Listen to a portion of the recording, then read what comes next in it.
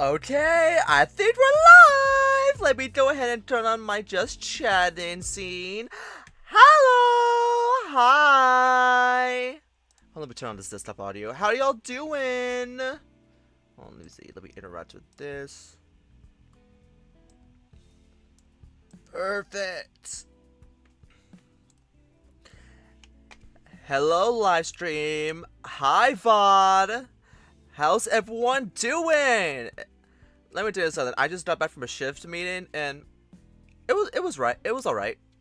And then I started to listen to, and then I just listened to Nightwish's newest song. Well, I listened to it last night, and then I listened to it again this morning.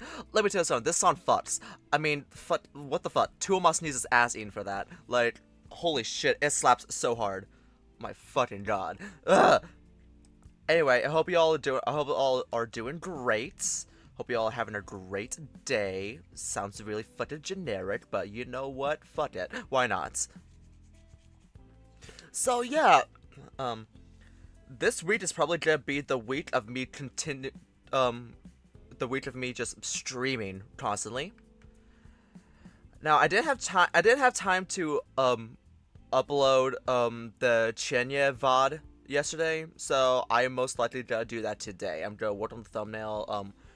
Write the description down and everything. Write the credit links and everything, just to make sure that everyone can watch it. Yeah, yesterday's stream was really fun. I really loved yesterday's stream. That was like the most fun I ever had. But yeah, today we're gonna be continuing more of Morris's rap for Where The Demon Lurks, which is nice. And I'm thinking yes, I'll think tomorrow at 9 a.m. regular time, I'll be continuing Chenya. So yeah, there you go.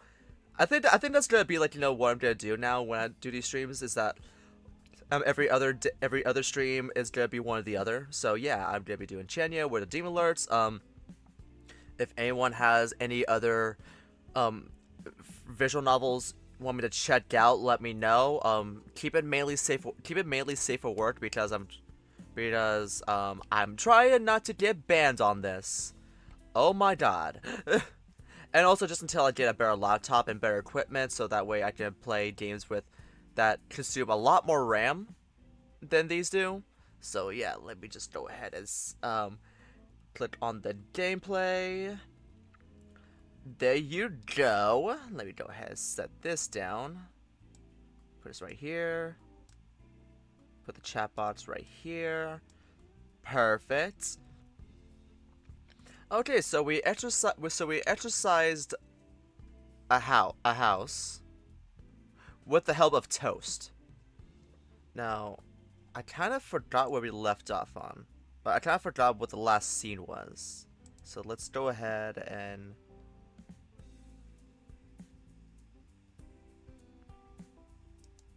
okay, yes, I think we started chapter 3. Let me see. Let's see how Jane.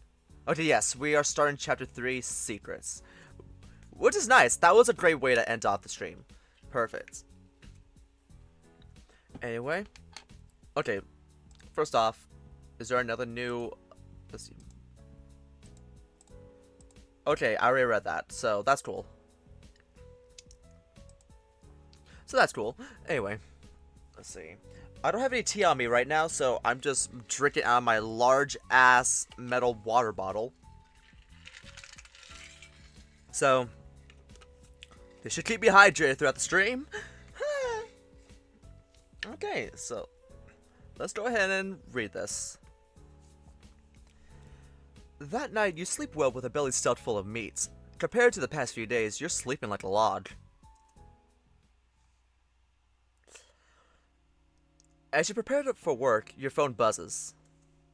A message from Morris. Good luck at work. Remember, we're meeting up at my office after you're done with your shift. He ends the message with a sticker of a keyboard waving at you. You smile gently. Okay, gotta get my brain in gear. You clap your cheeks to focus yourself and head off to the store. Today, you're busy setting up a new promotional event. A hot dog company. Okay, we have read this before. The hot dog company with the collabing with an anime company, rare figurine, Okay. It's not until the end of your ship approaches that the barrage of orders dies down. 2 customers remain. Only 15 minutes left on the clock. Anna and her brother had yet to arrive. You slip over the counter and overhear the customer's conversation. So what did you get? It's not the figurine my little brother wanted, but it's cute. Which one did he want? The special one, that golden version of the main mascot. Oh, thank goodness he didn't get that one. What? Why? Oh god. Look at this! It was posted online not too long ago. It says the 2 game members around here are asking people if they pulled the golden mascot. They're offering money to buy them. The short-haired woman gasps. That's so creepy! I'm getting goosebumps just thinking about it! Come on, we should go. I think the road is clear. The 2 customers leave in a rush. There's gang members after toys now? The world we live in. Still, you'd take to heart that there could be trouble after work. After minutes that felt like an eternity, the siblings arrive. God. The duo mentioned they got held up by gang members in the streets, causing them to be late for work. Luckily, Anna was a tough woman who knew how to keep them at bay. Okay, I did notice that Anna was spelled with 1 N earlier, so that's something. Taking note of their story, you plan your route to Morris's office while avoiding them.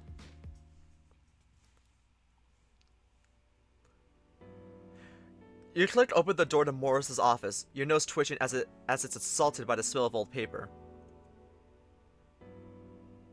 Morris is lying on a sofa with a book in hand. Surrounding him is a minefield of open books. Beside the sofa are 3 open cans of energy drinks and an instant coffee. Oh! The exorcist puts their book down and gets up.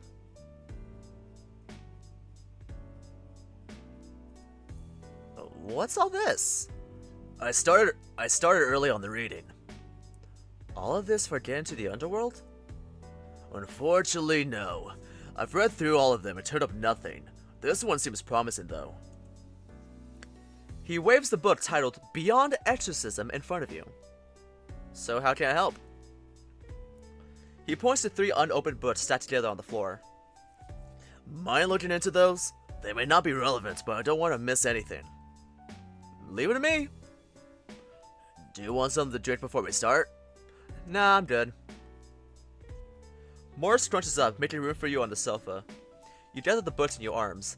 The underworld held records from across thousands of years since it was created, yet you've never seen tomes like them before. The topmost book has a dark red cover. There's no title, only an insignia resembling a hot pot. You pick up the second book. It's bright blue with a gold embroidered title, Anatomy of Magic. Oh fuck, I can't read. Oh fucking shit. You pick up the second book. It's bright blue with a gold embroidered title, Anatomy of Magic. The last book is the thinnest. Its once white cover has aged into a warm yellow. Flipping through, you see rips and cellophane tape on some of the pages. It gives the feeling that this book has been read a lot. The title is The First Exorcist. Leading back, you consider which book to start first. Okay. Let's start from the bottom to the top. Let's see what you've got. The First Exorcist. Oh, this takes me back. He sits close to you and flips through the book in your hand. His beaming face hints at a more important story than what the book can tell. Looks like you've read this a lot. I did. Growing up, I asked my mom to read me this in bed if she wasn't working the graveyard shift at the hospital. Is this how you got interested in becoming an exorcist? Nah, I didn't even know they were real. Mom just said this was a story handed down in our family. It was a shocker when I found out. Back then, I thought I'd be a nurse like my mom. Let her retire early so she didn't have to work so hard. Man, when I was 12, I wanted to be a jackhammer-wielding dinosaur hero. Where did that come from? It was on TV, okay? It was a show with a lot of dinosaur-themed superheroes. They look cool. Morris raises an eyebrow and scoots back to his original position with his book. Okay. Anatomy of Magic. This one sounds good. God. Yeah, that's a beginner's textbook. We read it when we first start our training. Who makes these books anyway? The clan produces them. They have an entire building dedicated to printing and such. Why? Can't let the public know about the world of exorcism? That, and mainly to avoid the other clans finding out our secrets. Okay. Whoa, rival clans? That's just like that episode of Butter Toast of Time. Unlike the TV show, the clans aren't rivals. Okay, maybe there is some rivalry, but what do you expect? Throughout centuries, each clan diverted from their common ancestry. They prefer to keep things within the family, so to speak. Well, let's see if your clan has anything special to help us out. You start reading.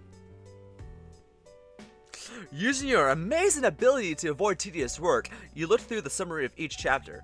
Skimming the pages, you take note of the stuff that feels important.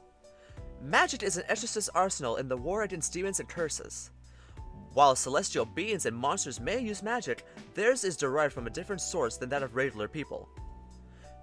Exorcism magic draws power from the soul, thus limited its use as the exorcist must avoid a complete burnout or even worse, permanent damage to themselves.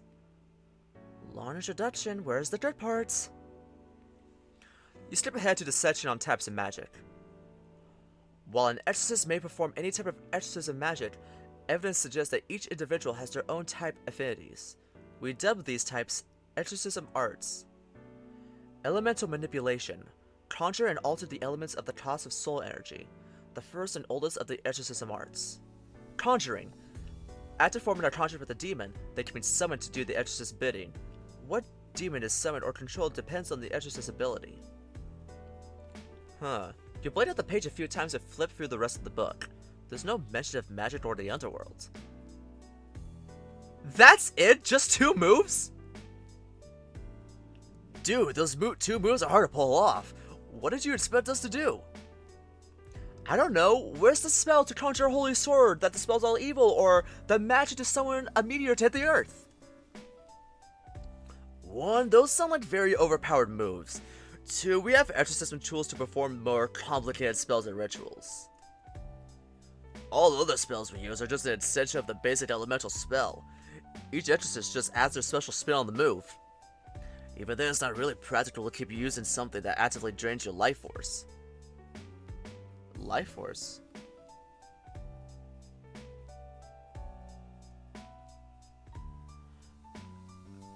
Life force.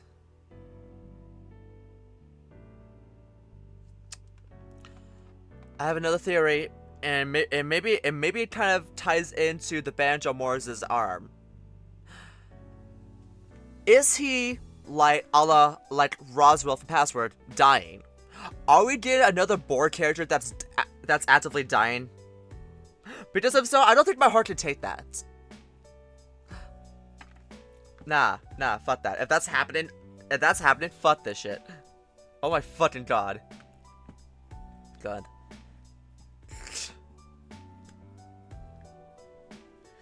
Man, my image of an exorcist has been shattered yet again. Again? When was the first time? Did you forget what you did to the store? You're never going to let me forget that, are you? Nope. Alright, that's it for this book. Exorcists and their magic. They're still an enigma to us demons. We don't know why they can use magic or what's the maximum extent of their abilities. Although I know no demon that fears these exorcists. Why were they, when they would just respawn every time they're defeated? You close the book. And now, okay, I have a feeling the Hot Pub book might be the last one because 1, it has no title, and 2, it's like it throws us off for a second. Like, oh, this could just be like another useless book, but in reality, it's probably the most important one out of all of them. So yeah. You open the book with the Hot Pot logo, finding it the most unamusing. You're quickly drawn to a black and white photo of a group of people. You count the people one by one. There's 10 in total. 5 sitting in the first row, then 5 standing behind. All of them wear solemn expressions at the camera. On face value, you think these people came from a costume party. The notable ones being a parrot lady in a Cheonsum? Is that how you say that? Is that how you say that? I'm gonna kill myself if I don't get this right. Apparently in itchio, a gecko dressed like a cowboy, a bear in a lab coat, and a striking lioness in a suit. Can I see the picture of that bear in the lab coat? I'm gonna need that, please. Above the photo is a date.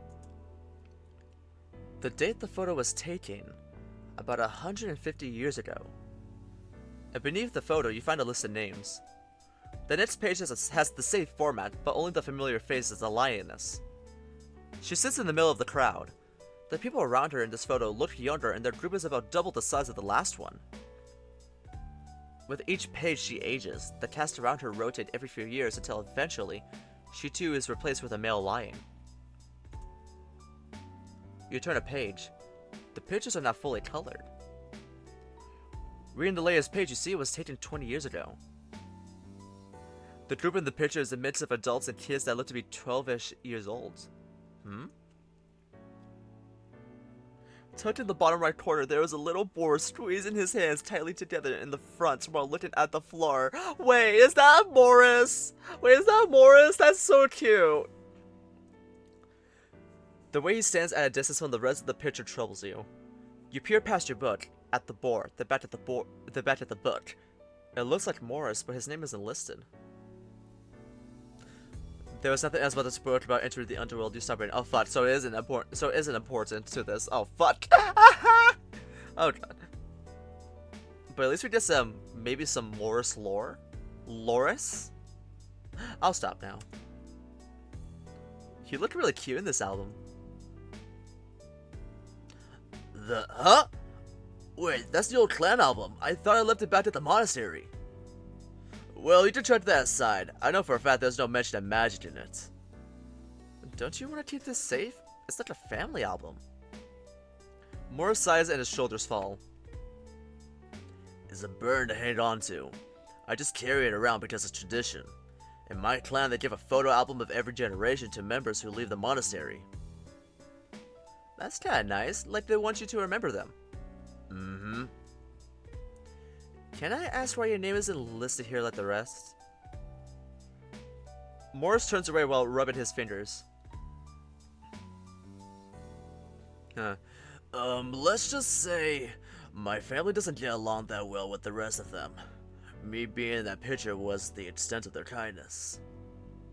To my clan, I'm like an intern. I do the job of an exorcist and I can use some of their resources, but if anyone asked, I'm not really a member of the exorcist house. Not that it stops you from using their name to get business, though. You bite your lower lip. It's disheartening to hear Morris talk about being an outcast, but you don't feel qualified to comment. Morris seems to sense your worry as he buries his snout back into his book, and you do the same without another word. Just to be sure, you run through all the books again, before calling it quits. There's just nothing in any of these books that you can use now. Nothing. Not a single bit about going to the underworld. Morris closes his book. That's okay, I have some ideas. So let's just get started. Help me clean up the books and I'll move the chairs. You both make room in the office. The sofa and books are pushed away to the side. So what did you find? It's 3 options, but they're very hypothetical in nature. Beyond Exorcism is a collection of short stories written by exorcists from every clan. Those who have truly experienced the bizarrest of the bizarre. That or they have talents that have yet to be replicated by others. I found 3 methods, 2 of which we can perform on our own. You nod. In one of the stories, an exorcist summoned a demon and made it take them to fucking hell! Shit! Hold on, let me just take a little water break.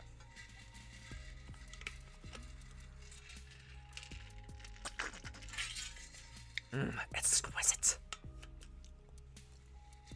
Okay.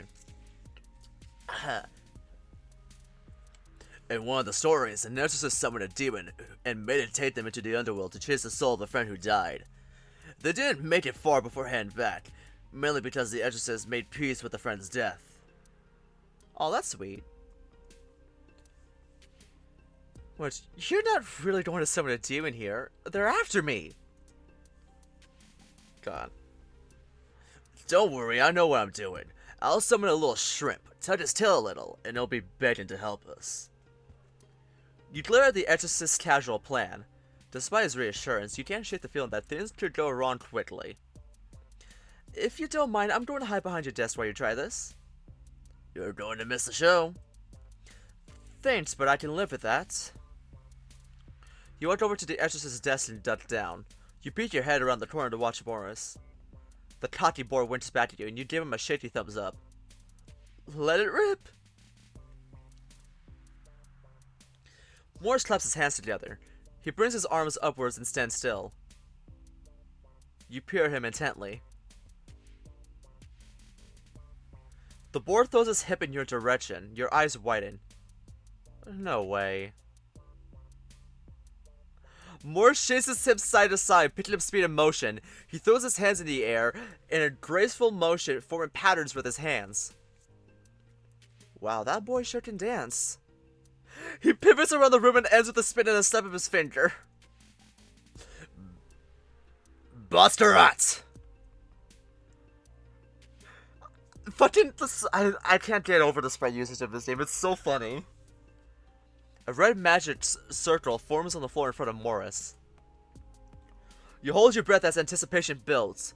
Who would appear? Ahem. Still nothing. I said Buster-Rot! You hear a male voice cough, then a cool feminine voice emanates from the circle. Oh my god! The demon you're trying to reach is currently unavailable. Please try again later. Oh my fucking god! Oh my god! The fucking anime system is so funny in this game. I love everything. God, why is the humor in this game so good? What crit fooling around? Why does a demon even have a voicemail system? The demon you're... I heard you cough. You hear the clunk of a tape recorder being paused. Leave me alone. I'm not interested in whatever you're selling, even if it's lead mounted shotguns. Selling? Hello, you're supposed to show up here and do my bidding. God. No one has time for that chump. My supervisor has me by the balls to keep the flow of souls through this river of poison. I ain't moving from my post for anything. Not even for a juicy sacrifice? Hey, get off that summon circle! Get back to work, you loaf! Damn it, see what you did? Alright, I am coming, don't get your tail in the bunch. The magic circle flashes before breaking away. Morris hangs his head low. You okay? Sorry I had to say that. Usually they answer the call. I wonder if the other exorcists are having the same problem. Sounds like a mess down there. I wouldn't be surprised. Vendrake. Time for plan B. Which is? According to the book, there was an exorcist who studied under a monk on how to improve their understanding of the soul. The exorcist discovered that through a specific kind of meditation, they were able to project themselves into the underworld. Their account was confirmed through an interview with the demon under their contract. Interesting. So, because the underworld is a world of souls, you would be able to interact with the things there while in the spiritual form. Morris raises an eyebrow. I assume. Yeah, that's what I'm hoping too. Though this sounds pretty complex. Hang on a minute, just because you can leave your body doesn't mean King can. How is this going to help us bring him back? Well, I could always find one of the old paths that connected the underworld to Earth. Paths? Where did these paths come from? God. They were always there since the time of Heracles or Orpheus. Heracles? Orpheus? Huh. Their names spark your memory. It was while you were ill as a young demon. Your father was there to read you stories about a version of the underworld that seemed almost fantastical, where these criminals would continuously invade the underworld just to get people out of it. The poor demon lords back then, having to deal with people tricking them and making their life so difficult. You get goosebumps thinking back about those stories. But aren't those just stories? Fetch into some history to us. Besides, we don't have that many options. Alright, so what do we have to do? It's more what I need to do. Have you ever tried meditation? I have, and let me tell you something. It's fucking hard. Holy shit, because shit will come up. Shit will come up. Your body will fucking fight it. And you have to fucking steady and calm your mind. And when your mind has like some type of ADHD like me, it gets really difficult. Okay. And in fact, I'm gonna go to Cancun just to do 2 weeks of that. It's gonna be insane. Anyway, that's not my thing. I mean, I've heard it back when I was working my old job. But I never had the time to, sit and breathe. I just played games instead. Okay, so Kobo is U-coded. Love that. Understandable. It's not something people can do on a whim.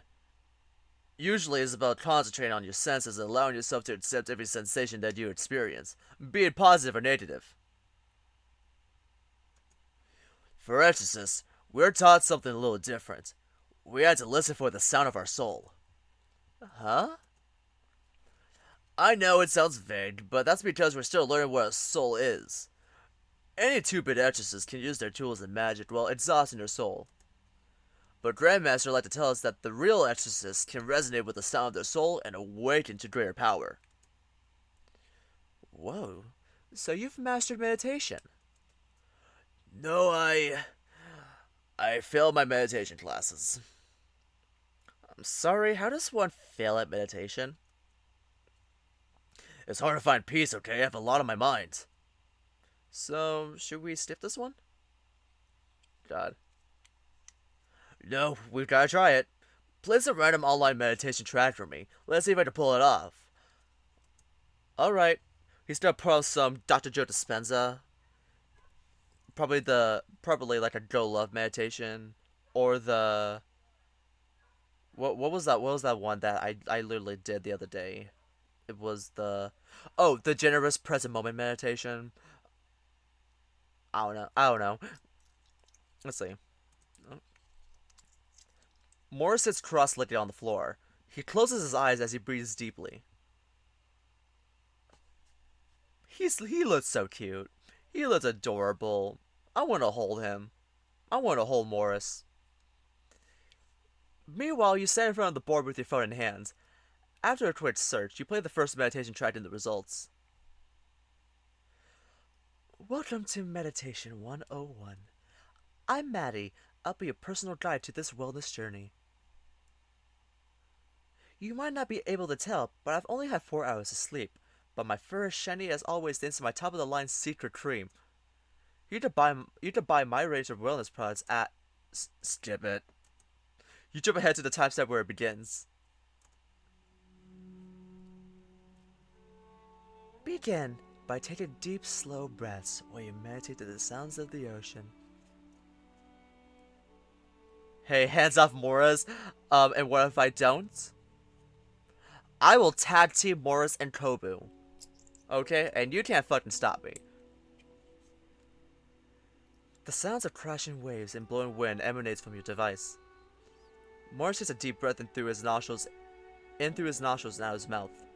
He breathes slowly. Deep breath in, deep breath out. Deep. Having trouble with body odor? Try the new Walrus gum. Oh, sorry, ads. You quickly click the skip ad button. What the fuck? Tranquility returns. You sit and watch Morris trying to meditate. Silence take away. Beads of sweat trickle down the boar's face. His right cheek twitches as though an invisible hand is pulling at it. The fur on your back stands on end. Hang on a minute. You squint. Oh shit, that's cool! Oh fuck! Oh my god, this effect is cool. You squint as you make out some strange ghostly aura emanating off of Morris's body. What? You swear that for a brief moment, the fur around Morris's bandaged arm grows longer. Rubbing your eyes, you realize nothing has changed. Moore's eyes startle open. His breathing is erratic as he gets up. You try to reach out to him, but he waves you away. I'm okay. I'm okay. Are you sure? You look like you're going to have a panic attack. I'm fine, honest. That didn't look fine. What happened? Morris wipes the sweat off his face. It's nothing. You just see how I can feel meditation. Try to reach tranquility, and I took a detour to a memory of when I last had food poisoning. Can't seem to keep the focus up for long. Alright. Then should I be worried that I saw some things coming out of you? What do you mean? I don't know, I thought I saw something emerging, or your hand was transforming. Morris looks at you with deadpan eyes. Sounds like someone's tuckered out. Your eyes must be playing tricks on you. Oh, maybe, I guess. Uneasiness weighs upon your chest, but you put it aside. There's still a need to establish a plan to reach the underworld. Oh, I got something new! Freelancer. Wait, what? Why did we get a new one for Freelancer? Okay. Oh, wait, is that... Okay. Let me write this down so I don't get confused. Exorcists use summoning rituals to pull demons out of the underworld to work for them, and they call these familiars. There's a high chance that they double-crossed here. I should know. I heard over the water cooler many demons boasted about how they outsmarted an exorcist then. Exorcist. Then the freelancer system is us, the underworld send demons to Earth. That's why there are so many rules and regulations so that we make sure we do not affect the value of the mortal soul while interacting on Earth. Man, it would be a lot easier if we could just do it like how the exorcists do. But even I can tell that's not a good idea.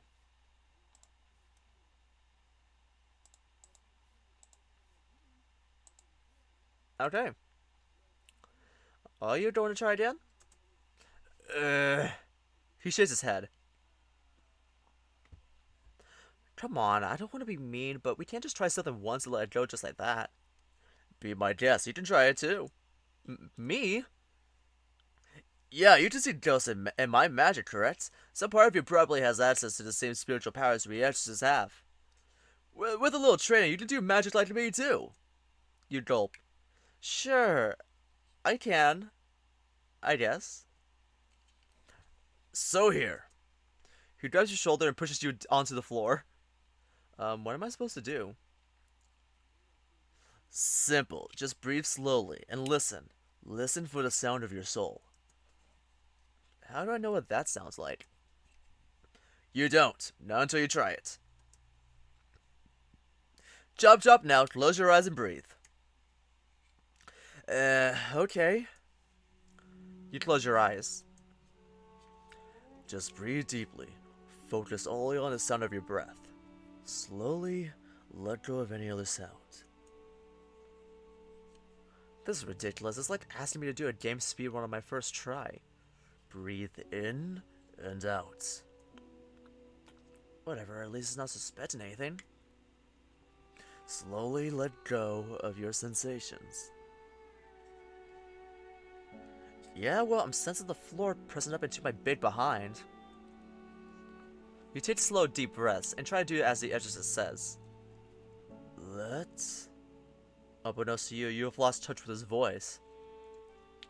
A feeling creeps up inside you, an uneasiness you've known too long. Fear's cold, bony hand touches you by the shoulder, and a memory slowly unravels within your mind.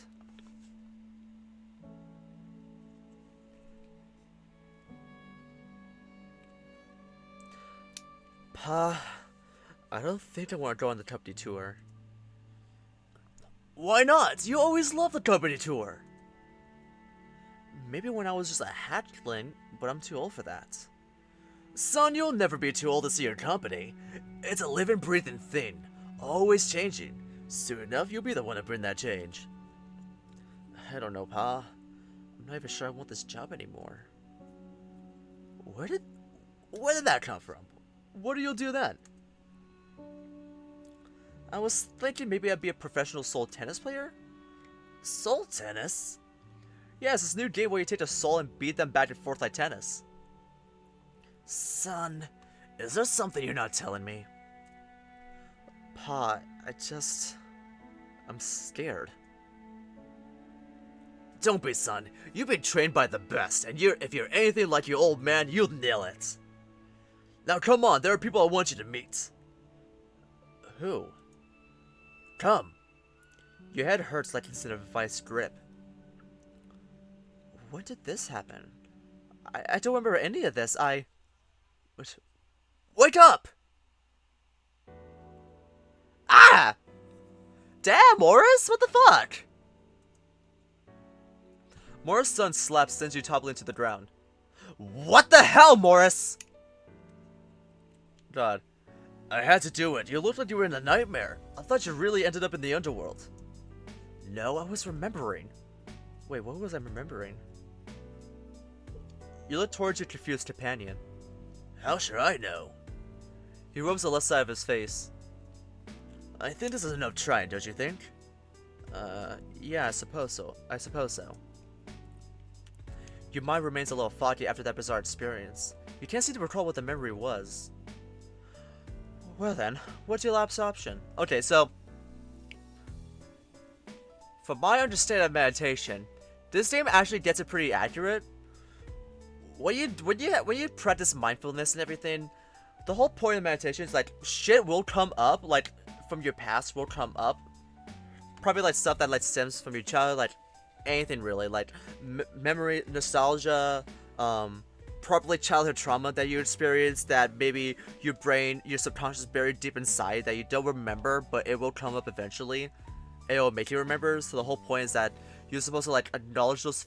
You're supposed to acknowledge those feelings that you have of those memories, how you felt. You're supposed to acknowledge everything that you feel at the moment. So you can't just bury it. You acknowledge them. You know they exist. You let them go. That's pretty much the whole point. So yeah, pretty true to what meditation really is. So I love that. Well then, what's your last option? The last is also the hardest. We have to find what's called an underworld gate. Pardon? It's a disgusting structure. No one knows how many people got their hands on how to build one, but one way or another, someone always finds a way. There's more than one rector of our clan putting a stop to those who try to open underworld gates. You're not suggesting we build one ourselves? No, not if I really want to be permanently blacklisted by the Exorcist's house. Instead, I know someone who might know where we can find one. Are we getting Lucian? Oh, fuck, what? Let's see. Great, let's go then. Easy now. As embarrassing as it is to admit, I'm dead tired after all that. Okay, so if that's tired, there should be an R. Okay. I'm dead tired after all that reading today. That and I think it'd be safer if you didn't just... Wait. That and I think it'd be safer if you didn't come along for this part. What? If this is about saving kin, I want to know what we're doing. I'm saying this for your safety. The person I'm talking to works for people who you'd rather not be associated with. Oh no, it's a snake. Oh, it's a snake. Please, just let me handle this. You cross your arms in a huff. No. He seems to shrink before your eyes, hitting his head low and gripping his left arm. He slowly looks at you in the eye. Fine, don't say I didn't warn you. But if you want to come, you have to obey this one rule. Morris steps closer to you. The boar points at your face. Play along with everything I say. No doubts, just yes all the way. This is for your safety. Okay, and you're not going to tell me what you're going to say? God, my brain is on the fritz right now, so I'll save the information for tomorrow. We'll have to meet my guy Lei in the evening. Damn, I have the night shift tomorrow. But I should be able to switch it with someone. You don't do that. Now come on, I should escort you home and close shop for today. Nah, it's cool, man. You rest. I'm sure I can make it home in one piece. Oh, then at least take this charm. I made it especially for you. Might not be able to destroy a demon, but it will give you protection if you're in danger. The Exorcist hands you a charm made of yellow paper. You pocket the item. See you tomorrow. Yeah, tomorrow. The boar rubs his bandaged hand as he leads you to the door. Your walk back home is preoccupied by you studying the charm in hand. This brings back bittersweet memories of the last sleepover. Your regret turns to anger as the thought of avenging harming your friends. Clutching the charm tightly, you seal your resolve for whatever comes next as you return home to rest. The next day, you hurry to work, eager to get things done and meet Morse's contact. Okay, let's go ahead and read this. Demon Lord. Okay, so that's the old information. This is the new information. Wait. Yeah, this is the new information. Fuck, he wrote a lot. Let's see. Oh wait, let me first take a sip of this water. This water air is not good.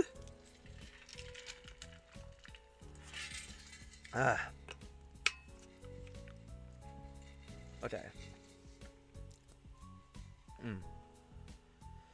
I've been thinking about the different magic I have countered. The Exorcists have their own kind of magic, which we haven't been able to understand what allowed their kind to tap into this power. Maybe they have an affinity to the soul like usual people. Then there's the magic of angels and demons. I can't speak for Lucian and his kind, but I know the demons are granted their powers upon creation to serve the Demon Lord. When it comes to Gary and I, well, it's difficult to say. I learned how to cast portals from Pa, but everything else he told me I would have discovered on my own. Even if he didn't know how he came to my powers, even if he didn't know how he came to the powers he had. I asked Gary before, but the dude never even thought about where his powers came from. Just go with the flow, he says. Ooh. So there's no real explanation about where to get their powers. Okay. I see you. Okay. Today is more promotion work. Thankfully, excitement for the merchandise has died out. In between making sales, you use your free time to go over Ken's manual. To your surprise, he took the liberty to fill the manual with pictures of himself doing the job. You wonder how long he planned this manual. However, you find yourself still trying to understand the sales data section on improving sales in the store. Your concentration is held by thoughts about how tonight's meeting will go down. Your imagination takes hold of you as you imagine what typical things could happen later. Despite this, your day goes on.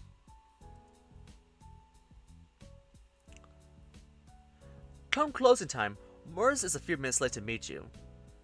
The clomping sound of his feet instantly draws your attention before you see him approaching. Hey, sorry for not texting you earlier. I was having issues with my watch. Don't you have a phone to tell time?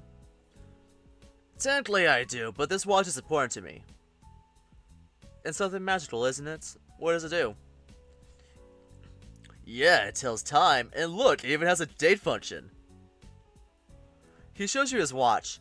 The face is as ordinary as any other watch, with a small box indicating the date right next to the number 3. The only thing I've noticed is that the watch has a slot above the number 12, where you find a small cylindrical battery. It glows a familiar faint blue, but it's slowly dying out. Your watch is dying, I think. It's like 10 minutes slow. He pushes his wrist away. Exactly, that's why me and tonight needs to go off without a hitch. So, what's with the broom? Well, duh, you said we're meeting a dangerous person. What do you expect to do with that? Sweep him to death? Maybe? Just leave it. They'll definitely be dangerous if you bring that along. Fine.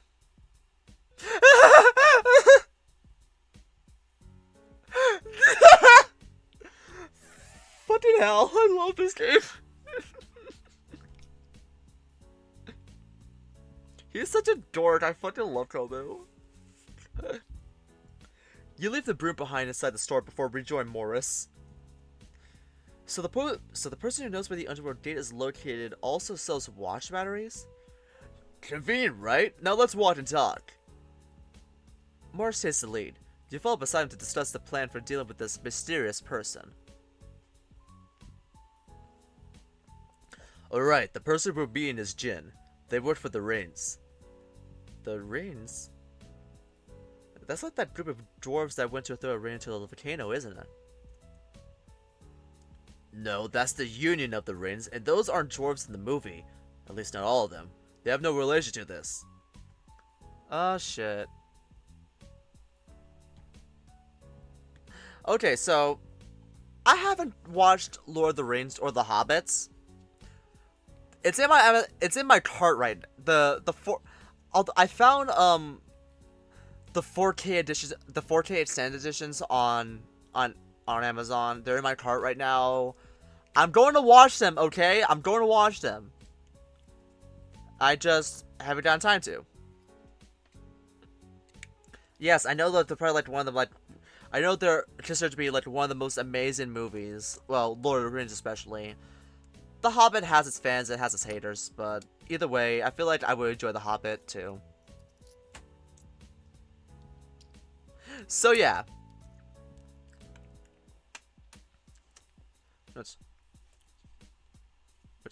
Hold up, the Dane? The Dane that has the police in and out of their hands? The Dane that terrorizes the business here? That Dane? Yes. They have connections to magic. Yes, but that's not important. When the conversation starts, I'll introduce you as my assistant. An assistant? Can't you give me a cool backstory? Like, I'm an orphan that just awakened to amazing demon-slaying powers, and I... Is that a reference to something? No, you're just an assistant. Even remembering that much is a hassle. Right, sorry, just trying to keep things positive. I don't do so well under pressure. Really? I think you're doing pretty fine for a guy that's being chased by demons. Which reminds me, do not bring up demons around them. I don't want Jin to be spooked. Weird, but okay. And really, I look relaxed to you? Not relaxed per se, but at least you're not falling apart. I think I fall apart pretty easily. Probably why I ended up in this mess. You sigh and look out onto the road, until you feel a strong pound on your back. Don't break just yet, okay? We'll just begun. Plus, it'll be a funny story to tell your kids when you save Tame. He flashes a confident smile at you. You can't help but smile back to him. Well, about that... Unless Emperor is a thing in this world. God, that'll be the day. Hey kids, want to hear about how your Uncle King got sent to the underworld? God, yeah, want to see me do it to you kids? Ha, dude. You shove him in the arm and the two of you continue your journey to meet Jin, making idle conversation along the way. The sun sets by the time you both arrive at a deserted housing area. Mosquitoes buzz about annoyingly, trying to get a bite of you. After several turns, Morris stops in front of an empty can. A dim streetlight watches over you both. We're here. You look around for Morris's friend, but there's no one. The Boar bends down to pick up a can. He rubs the side of the can. What are you doing?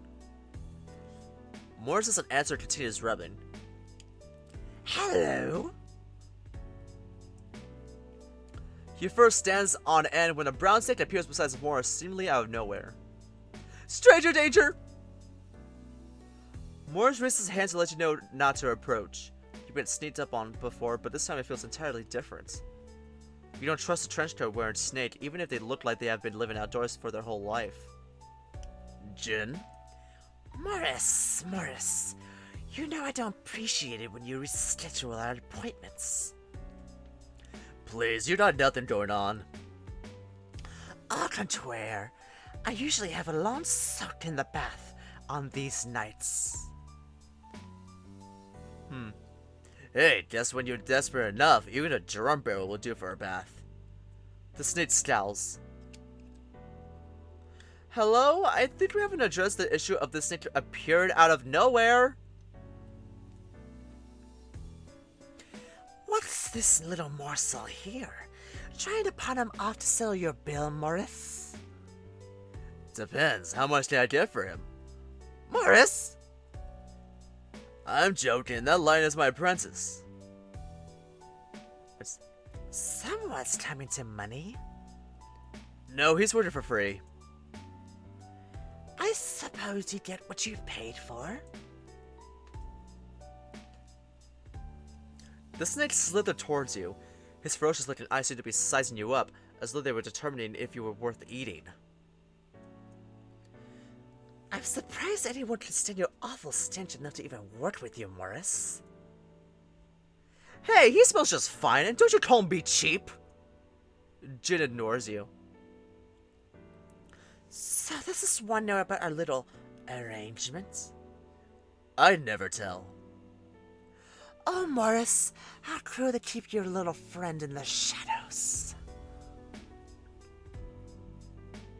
Of course you would think that, okay? Jin? You gulp, uncertain about what the snake is going on about. A massive bone-chilling smile creeps across Jin's face. Jin? The snake leans back without taking their eyes off you. But surely this little piggy wasn't told you when he hired you. Jin's forked tongue darts out playfully. Working with him means working with monsters.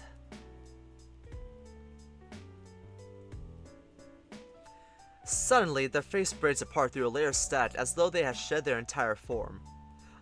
Ah! The snake's warped laughter chills you to the bone. You try to step back when Jin's net stretches out and wraps itself around your legs. Their head meets yours with a wide open smile. Boo! Ah! You frantically try to retreat but trip on the snake's neck. Without an inch of grace, you roll over on the road, landing on your back. Jin continues to laugh as their net slithers back in place. They stand triumphantly over you, their entire body now transformed. You're breathing rapidly, unable to calm down after the stare. Are you scared, little pussycat? Ready to run home to Mommy and tell her you saw a big bad snake? You growl and get back on your feet. Morris rushes over and pulls you to his side. While you stand beside the boar, you flip the snake off. Your mind is reeling from what you're seeing. This creature smells neither celestial nor mortal, but something completely different. The only creatures you know capable of magic like this have been thought to be long wiped out by your father. Mythical creatures. Still, you keep your silence. You're more concerned about what Morris has to do with them. Are you done?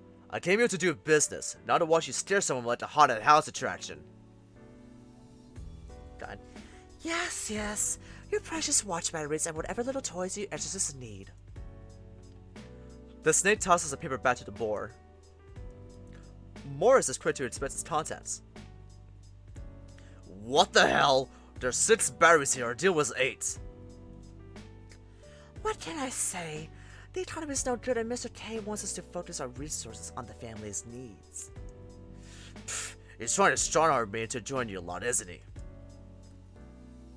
I wouldn't really know. I don't take any particular interest in the affairs of mortals. Now leave me to my relaxation. We'll be out of your non-existent hair if you answer this. We need information on something called an underworld gate. Ring any bells? Jin cocks an eyebrow. Who's asking? Me. Morris. Information such as that comes at a hefty price. The snake saunters up to Morris, placing a long finger upon the boar's chin and pushing it up to look the snake in the eyes. Name your price. Oh, you don't know how badly I've always wanted to hear you say that, and I have the job just for you. If you want information on an underworld gate, you'll need to help me settle a little pest problem. What kind? The spell sites around the town have detected the presence of a demon.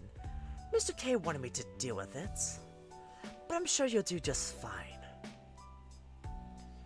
You go stiff at the mention of a demon. Was your cover blown? You sure it isn't a false alarm?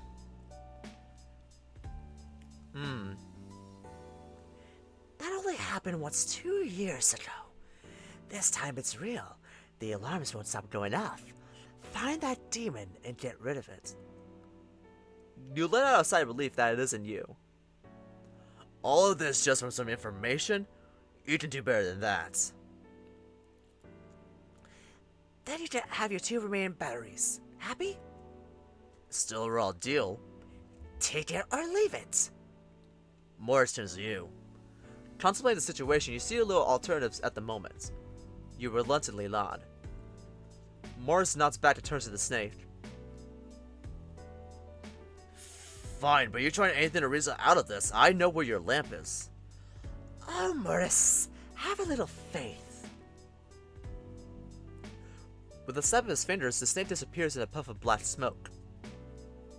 Morris turns and signals to you to leave. You both quickly make your way out of the area. Okay, more information. Jen.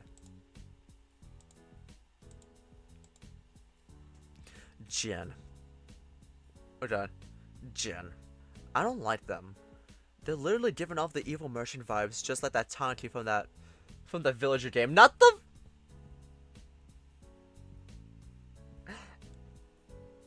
Are you saying Animal Crossing? They're literally giving off the evil merchant vibes, just like that Tanuki from that villager game. Yeah, always selling me property at an exorbitant amount of rings.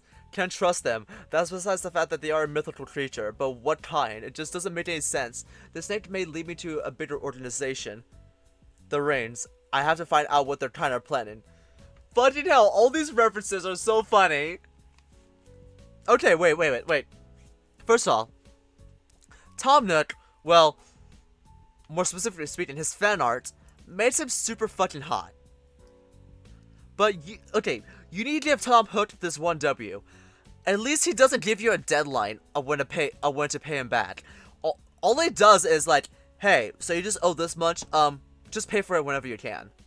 Like, at least he's not, like, giving you a deadline.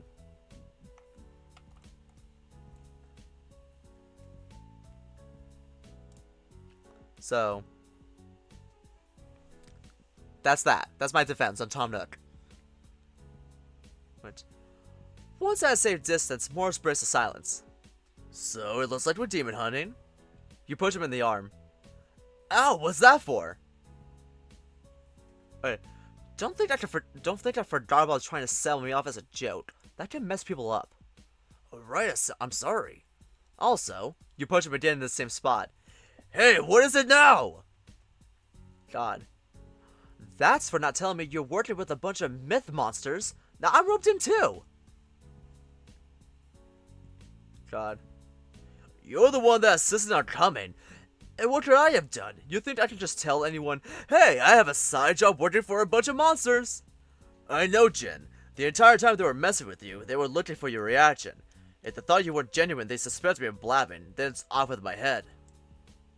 You bite your lower lip and cross your arms in frustration. Again, I'm sorry. I'm not exactly proud of the fact that I'm on their leash. He slows down and averts his gaze. Why don't you quit? That snake was an ass. Kobu! He's in debt! Jin literally just mentioned that he's in debt to them. Right. Let's just say I'm working my way towards higher goals. Besides, being stuck at a job you don't like to survive, that's life. A terrible one, I say.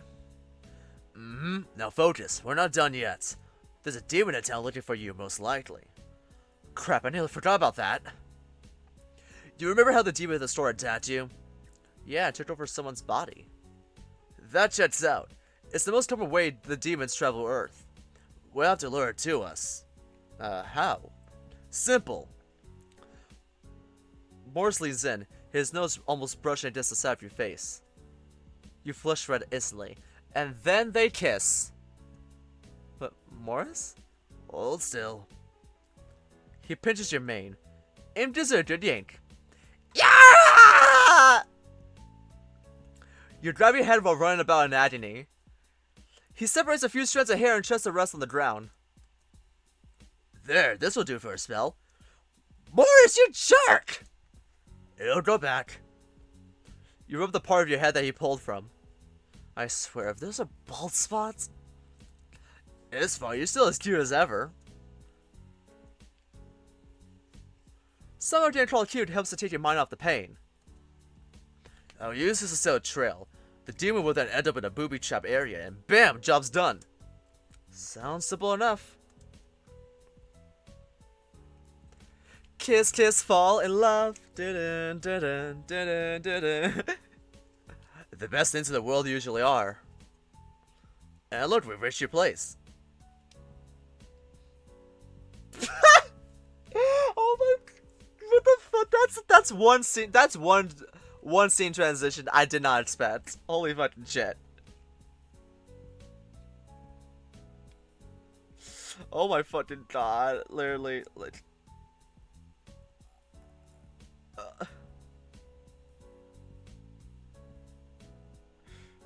Han.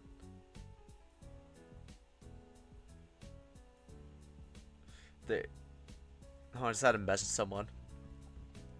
Fucking hell. God. Honestly, why isn't this game more popular than it is right now? Like, you literally, like...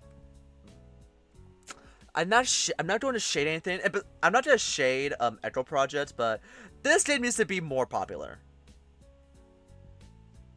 Like, I have yet to play Arches. Echo's really good. I absolutely refuse to touch the smoke room. I heard Roll to Play is really good, but it only gets updated so fucking, like, rarely. And then Glory Hounds is absolutely amazing, but Glory Hounds is absolutely amazing stylized. I haven't played Eteria. Kimia's being worked on for God knows how long, but, like, I feel like games like this, like Where The Demon Lurks, Burrows, Chenya, they all need to be, like, among one of the best furry visual novels out there. Let's see. Your dimly lit apartment building comes into view. Look towards your companion once more as it stands at the entrance to your apartment. Wanna come in for something to drink? Nah, I gotta get this done. I'll see you when I have something. If all goes well, we have the info we need tomorrow. The way he puffs out his chest fills you with reassurance. Be safe. I will. With that, you both part ways for the night. You have the morning off of work, so you spend the time doing your chores, cooking, and browsing the internet. Mostly that last one. During the times you check your phone, there are no messages from anyone. At night, you head to work and all is peaceful. Come the end of your shift, you step outside to the clear morning day. You take a deep breath of that crisp air. Do you sleep? Did he even sleep?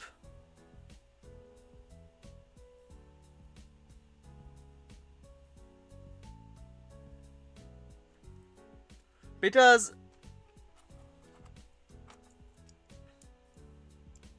like, did you even sleep at all? One, you walk for work, chores, brownies, most of that's one. During the time you check your phone, this message. At night you head to work. Come the end of shift, you set out to a clear morning day. You take a deep breath of that crisp air. So he didn't sleep at all. Okay. I wonder if I should call more. Kobu! Huh? You turn to the left to see Boar rushing frantically towards you. He's prancing like an animal starved for air. You're safe, thank goodness. Morris, what's wrong? Oh! It's the trap. It went off yesterday, but there was nobody there when I went to search for the demon's host. What? Your muscles tense. The freelancer is still in hot pursuit. Quick, we need to get you to your apartments. He grabs you by the hand and you're forced to keep up with him. You run as hard as your feet can carry you. Running against the morning traffic and all those unaware of the threat you're escaping from. Not a soul passes by on foot. But that doesn't make you feel secure. You can't stop looking around for your foe. Your thoughts run over what to do if you encounter them. Morris turns into an alleyway that connects to the street you usually take to work. It's a narrow place away from crowds. There he is! You both stop the instant you step out of the alley. A tall, burly person stands in your way. You quit to see through the mortal facade. It's a demon. Boris! I know. Damn, this one is good at hiding his demonic presence. I am Astaroth. Yeah, well, you're too early for Halloween, bub. The boar conjures 2 magic circles above his hands and hurls 2 fireballs at the demon. The blasts hit. A tower of fire erupts from where your foe stands. At last, even after the flames die out, the freelancer is still standing, brilliant stretched from the look of things.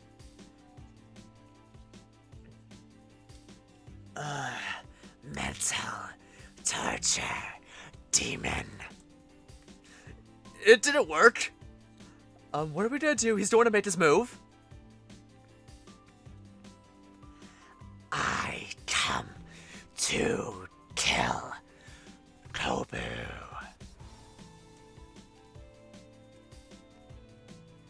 Surrender him to me, and no harm will. You and Morris looked at each other. We best let them finish what they meant to say. Ugh. Come to you, mortal. Excuse me, Astaroth was it? You rack your brains for a memory of who this demon is, but nothing comes to mind. You sure you want to do this? No shame in just watching back and telling your boss you failed. I will not fail. Use of powers have been permitted. What? Hold on, I'm gonna do a little water break. Holy shit. Hold on.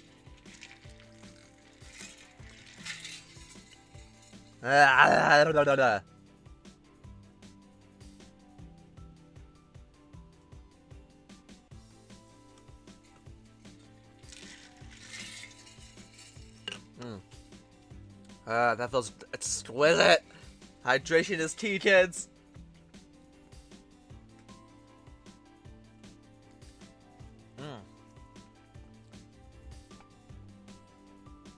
Oh my god. Okay. Your whole body tenses up. Your whole body tenses up as you ready yourself for a fight. Powers, eh? So what's your trick? My power is... I'm sorry, but can you please speak faster? Okay. This is me going fast.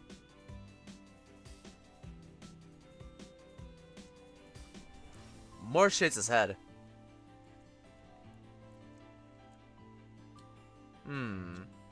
But Kobu's right. You better hightail it out of here. You're not getting my customer.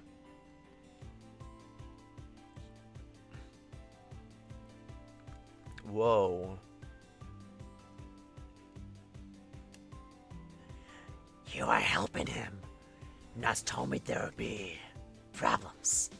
Well, you're the one who made the traps.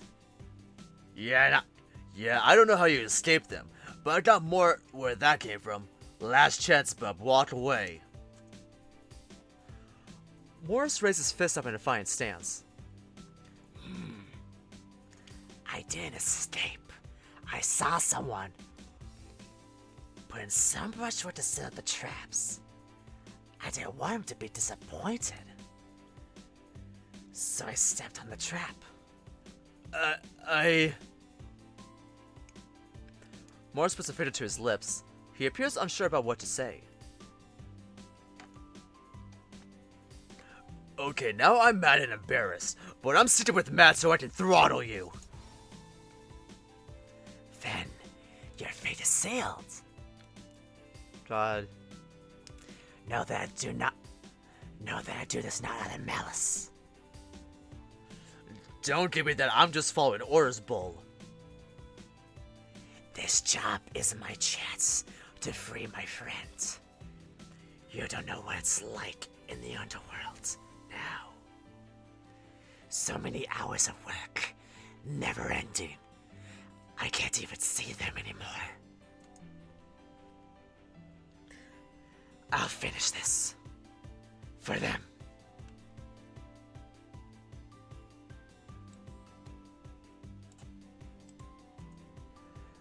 Astaroth approaches.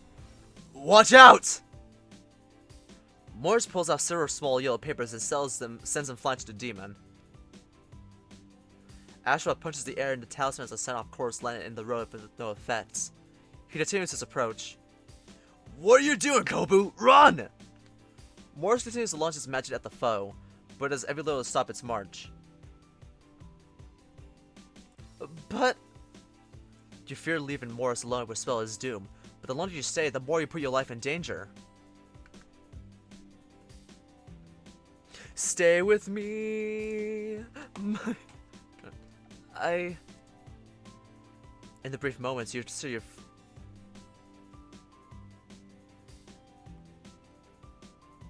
Wait. I want to save this. I want to know what happened if I leave him.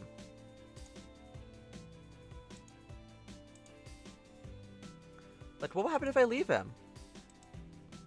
But I'm gonna stay with him. Because I'm not a dick. Are those the only ones you know from that song? Shut the fuck up! Shut the fuck up. Shut the fuck up.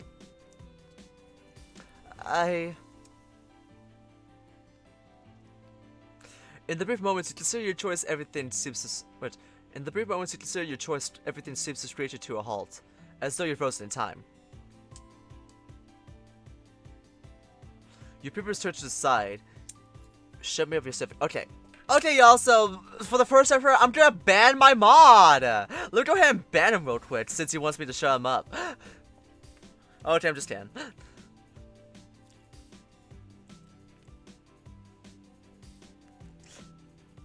God. Your pupils turn to the side. Somehow the demon is now right in front of Morris. The demon lands a punch square into Morris' stomach. What? How did he? Your view of Morris is obscured by your foe, who is now in front of you. His fist meets your face. The blow hits like a ton of bricks, sending you flying in Morris' direction. You slide across the tarmac, your mind-numbing pain spreading throughout your face. You cover your mouth to have expected that your jaw has been ripped off, but no, it's still intact. Morris, though groaning, pulls himself back up. You take his hand down on your feet. Damn it, he's fast and super strong? What the hell? That ass taunted us by acting slow. Astaroth saunters at a snail's pace. This is no taunt. This is just how I walk. I am not a very fast demon, so I like to take my time. My friend knows that about me, so they would wait for me to finish my meals. In fact, back in the underworld, every soul slows down for me. They are so kind, just waiting there, forever and ever. If you're not going fast, that means you're slowing us down somehow. Yes. Here, my powers are simple. Everyone has doubts. I simply extend that period where you can't help but think and wonder what to do, thereby slowing you down. It can't be that easy. Why would you just give away your attack? Maybe I am lying. Maybe I am not. Which is it? Morris gasps. Is the demon lying?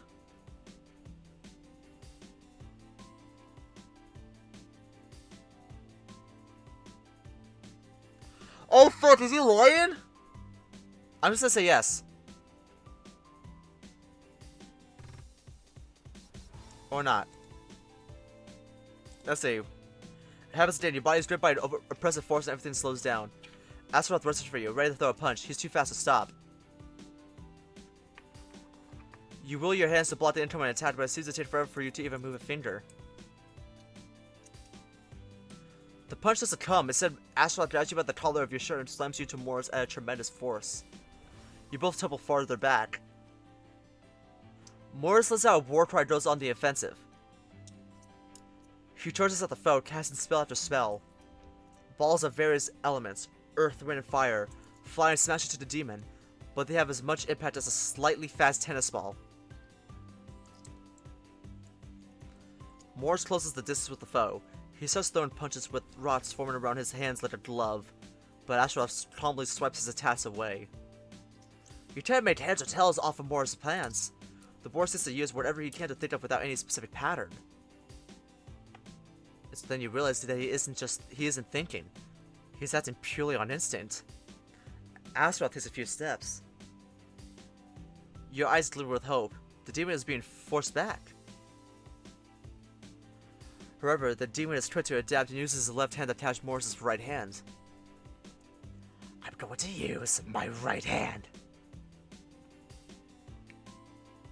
Morris' eyes widen. He puts his free hand to block the incoming strike, but at the last second, the demon releases his grip on Morris' right hand and goes for an uppercut. The Morris grunts in pain as the punch knocks him flat on his back. Morris! You run over to your friend. His whole body is shaking from the attack. He still forces himself to get back up. Morris, don't! The boar conjures a powerful blast of wind that blows you back to the alleyway where you both came from. Morris! He goes in for the attack once more. Ah! The spell drops you on your butt, but you're quick to get back up. From where you are standing, you see Morris punching the demon with a barrage of fiery fists. Astaroth just stands there taking every hit. Here comes my right kick. Morris leaps back. At that moment, you see with your own eyes the demon's powers in action. Morris just stands there, staring emptily into the air, letting the demon walk up to him. Morris, step out of it! Too late, Astaroth knees him in the stomach, forcing the boar to his knees. You are a nuisance, immortal. Vendrick said not to kill your kind, but that doesn't mean I can't beat you close to death. You should have just walked away, mortal. The demon picks Morris up by the throat. Morris coughs and struggles under the creature's grip, beating and kicking as hard as he can to free himself. Oh fuck, that's so cool! Let's see. Whoa, that's cool! No more thinking! Put him down, you walking bulldozer! You dance aside the choices in your head and rush out to help Morris. Astaroth turns their attention to you as you try to tackle them. At last, the demon kicks you back. Your distraction gives Morris a chance to complete a magic incantation. He grabs hold of the demon's arm and magical circles appear along its limb. The circle explodes with the intensity of a dozen grenades going off. Just as his body is sent flying in your direction, you just barely manage to catch your friend before you both tumble further back into the alley. Morris gasps for air. He's trembling all over, even parts of the fur on his face become singed by his own magic. Focused on the enemy, you watch his eyes widen as the smoke clears. The demon is still standing and they're on the move. Now, will I put the boar first, or you, Kobu? Morris turns to you. I don't have enough power to take him down. We need to run. You pull him by the hand, but he shakes you off. No! We can't get away from his ability consistently. I need you to trust me and get away. I have a plan. What plan? No time to explain. Just get out of here. Head to the apartment and don't look back. Morris drops the talisman on the ground and a wall of light erupts, blocking the entire alley. Morris! The instant you touch the wall and shocks you back. Morris, put this down! You can't beat him! A loud ripple emanates from the skies above. Are we getting Lucian? Your jaw drops. Oh no. Dark clouds collect around, plunging the entire town into darkness. How? Your voice shrinks into a whisper. A monstrous roar vibrates through the air. What was that? No.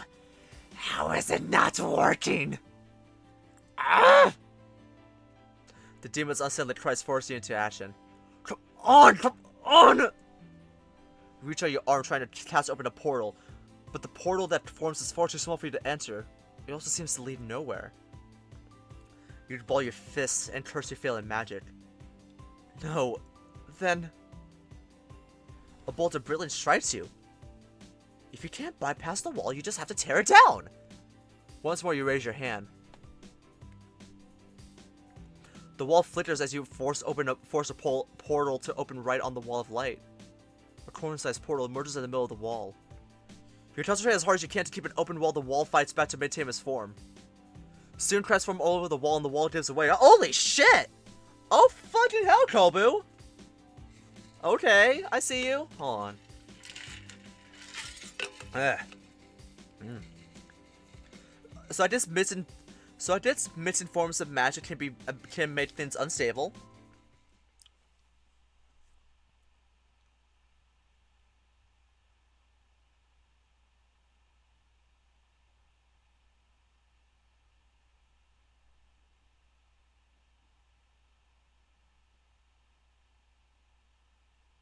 Okay, so I'm just gonna take another sip of water right now. Pause. Reverse. Morris just got hotter.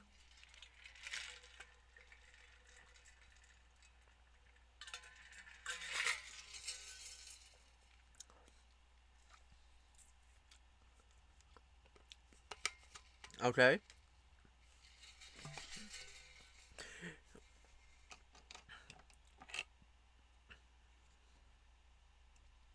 He just went from I'll have him back by 8 to your son calls me daddy too. Holy shit.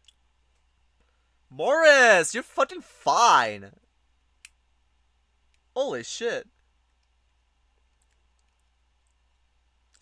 Your eyes widen at the towering boar demon before you. Its sheer height forces you to look up into its vicious gaze. Like, literally, daddy, daddy, daddy, daddy, daddy, daddy, daddy, daddy. Yes, queen. Oh my god. It snorts and lets out a guttural growl like a wild beast. Its tusks protrude out like massive daggers that can pierce anything. Weirdly enough, the demon's chest sports a tie. Your eyes follow the new demon's broad shoulders down his long, thick arms. No.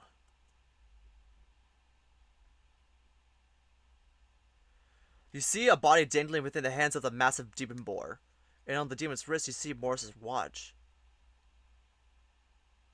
Your mind reels at the sight of the seemingly lifeless body stabbed in the chest by the demon's claws. Oh shit!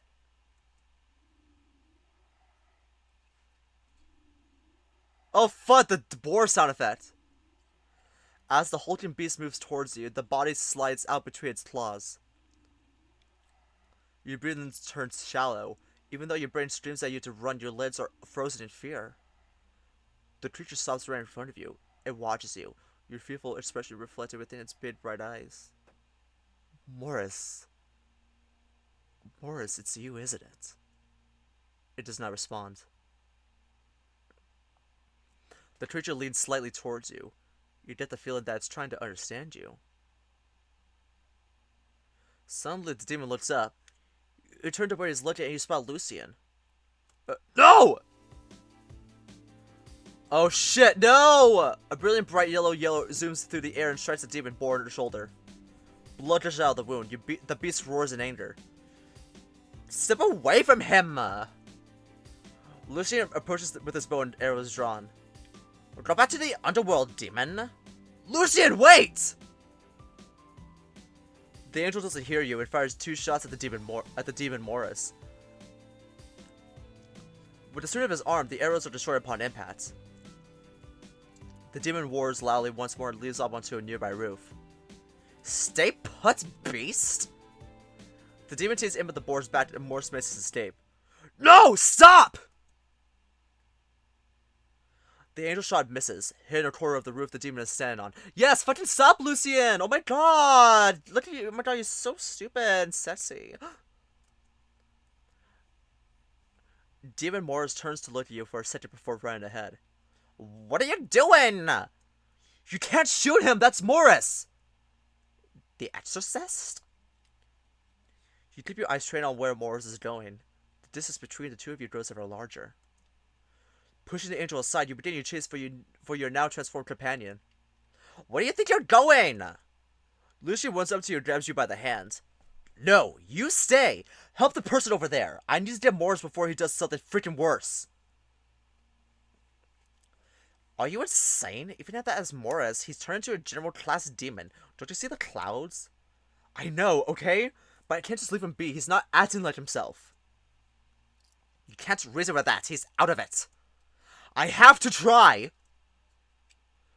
You pull yourself away from the angel's grasp and run off. Lucian continues to call out for you, but you ignore his pleas.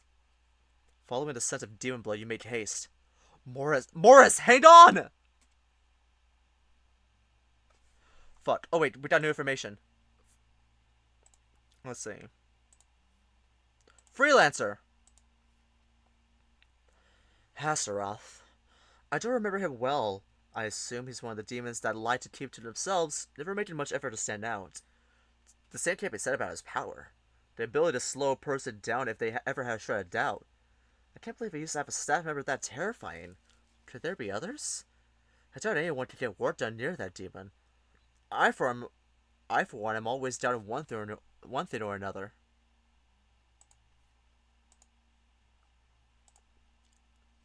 Meanwhile, Lucian shakes his head as the former demon lord he's responsible for runs off into the distance. Absolute madness. Walking over to the unconscious mortal, he bowls over his success rate and getting his promotion. Here I am telling myself, no, he'll make the right decision. He's going to help us maintain the balance of our two worlds. But no, he's run off with a demon exorcist. What do we even call that? A half-mortal, half-demon, a detail? Momo? Momo, yes, Momo! Why do I care how well that sounds, when obviously what is important doesn't matter anymore? He leers over the previously possessed person. At least you're breathing, mortal. Checking the person's body, the angel finds no physical wounds upon them. It appears that the exorcist simply ripped the demon out of this person. Crude, but effective. Wake up, mortal! He slaps the person, but gets no response. Perhaps there's some mental damage from being ripped apart like that. The angel conjures a single feather in hand. He places it on the person's chest and rests their hands upon the feather. The feather glows brightly. Hey, what you up to? Hi, Toast! Toast, hi! Ah! You ghost? How dare you try to stare me? It's Toast, you scary cat! I don't have the time to deal with you now. Go away. Chill, dude. If you're trying to get rid of a body, I can help. No, this person is alive. I'm trying to wake them up. They sure picked a weird place to take a nap. Please stop talking. Why are you even here in the first place? Oh, get this! I was looking for those people in black hoods, and right out of nowhere, everything went dark. Then I felt that freaking demonic presence. It felt like one of those big shots in the underworld, so I had to make sure. Yes, that Morris did nothing to hide his powers at all. You mean Bacon? He's a demon? Fucking hell! Why did you call him Bacon? Stop! Oh my fucking god! I don't know, and you don't need to know. This is a matter for me and Cobra to resolve. You can't help us. Oh, I can't, can I? No, you can't. Yes, I can! No, you can't. Yes! Oh, the guy's waking up! The unconscious wolf sits right up.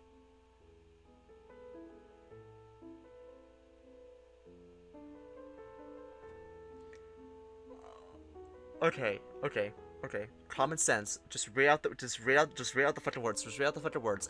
Don't embarrass yourself in front of the one guy who speaks Spanish. Shut the fuck up, Zed. Shut the fuck up. ¿Qué está pasando o dónde estoy? What is he saying? I don't know his language. Lucius fucking me.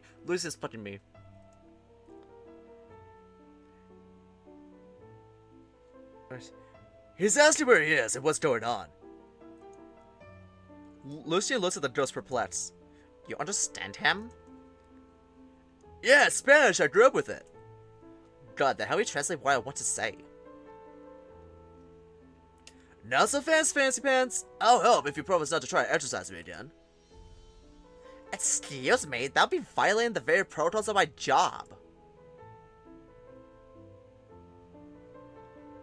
Oh, let's see. Disculpe, ¿con quién está hablando? Not my business, and you better hurry up. The men start to think you're crazy talking to yourself. Fine, I'll leave you alone until my job here is done. Deal, now say this. Let's see. Oh my... this is done. Kill me! My fucking god, why did I refuse to take Spanish in school? God damn it. Wait. You could just give up. Shut the fuck up. Wait. Perdone. No es nada. Solo estoy pensando en mi cabeza como habla español. Let's see. It's nothing, sorry. I'm thinking in my head how to speak Spanish. Lucy repeats the line with perfect imitation of the pronunciation.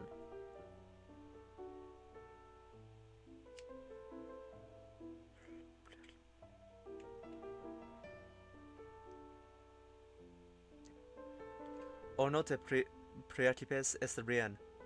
Dime, ¿quién eres? Alright, who are you? Okay, now say this part with passion. I'm having so much fun. Don't make fun of me! I would kill myself if you made fun of me. Oh my fucking god.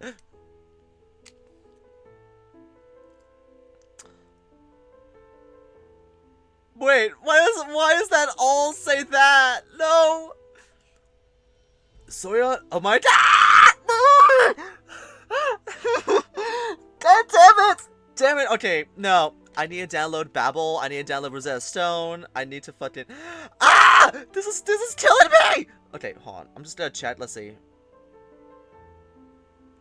Like... Learn, practice, like... Which one's better, Rosetta Stone or Babel? They both have 4.6 stars. If it was... What's... Soy un bailarín en todo profesional. Viajo por el mundo encontrando todos polos donde pueda bailar, con la esperanza de convertirme en un maestro de pole dance. I'm frustrated. Oh, I'm fucking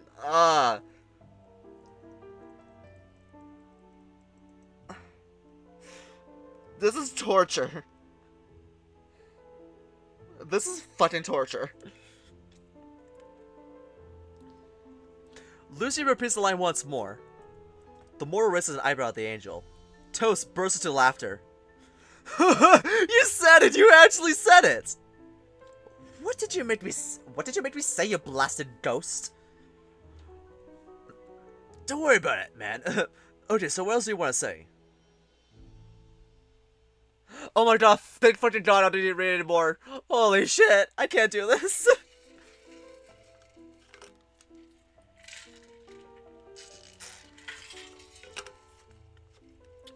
I can't do this.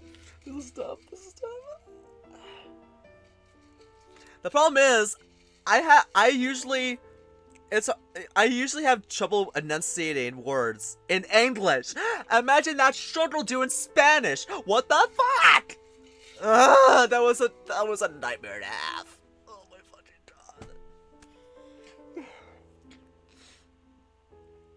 god. Okay. Finally, the two have able to work together to get the wolf to a police station.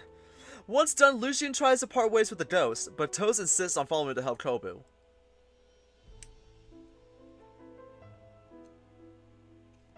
With that, the unlikely pair heads for the former Demon Lord.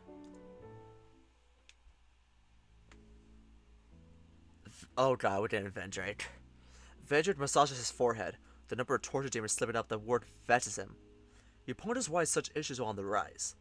Bah, it seems like the sickness that is Kobu's leadership has deeper roots than I imagined. No matter, in time, these demons will learn to reach their full potential again. Okay, yes, I know that English is considered hard, but but here's the thing: I grew up with English. I was English is my first language. Okay, of course it's gonna be easier for me. Okay, okay, okay.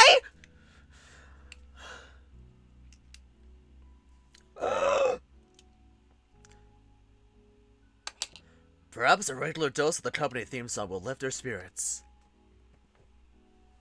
God. Vendrick writes down a note to schedule blasting the music throughout the underworld, confident in the corporate's ditty morale boosting qualities. As Vendrick is lost in his notebook, a pool of dark blood bubbles out onto the office floor. Astaroth emerges, propped up on his knees and desperate for air. The dashes from Moore's claws remain open. The demon's flesh attempted to reform, but continually burn away at the wound. What? Vendrick hastily moves out from his desk and rushes to his employee. The bull demon recites an ancient spell. He holds his subordinate's shoulders and eases Astaroth's pain enough for the demon to utter a few words. How did Kobu do this? No. Astaroth gasps for air. Another demon. A demon? Who among us is in Kobu? Astaroth shakes his head. Not one of us, half mortal. Vendrick's eyes widen. How? The freelancer's demon coughs violently. Despite his power, the damage Astaroth has taken is too much for Vendrick to hold back. That would do, Astaroth. Recuperate. Vendrick snaps his finger and a portal forms below the demon, taking it to the healing ward. Knox! God. Knox arrives through another portal on command, as if he had been anticipating his call. Yes, my lord. Once Astaroth recovers, find out more on this half-mortal, half-demon character. A half-demon mortal?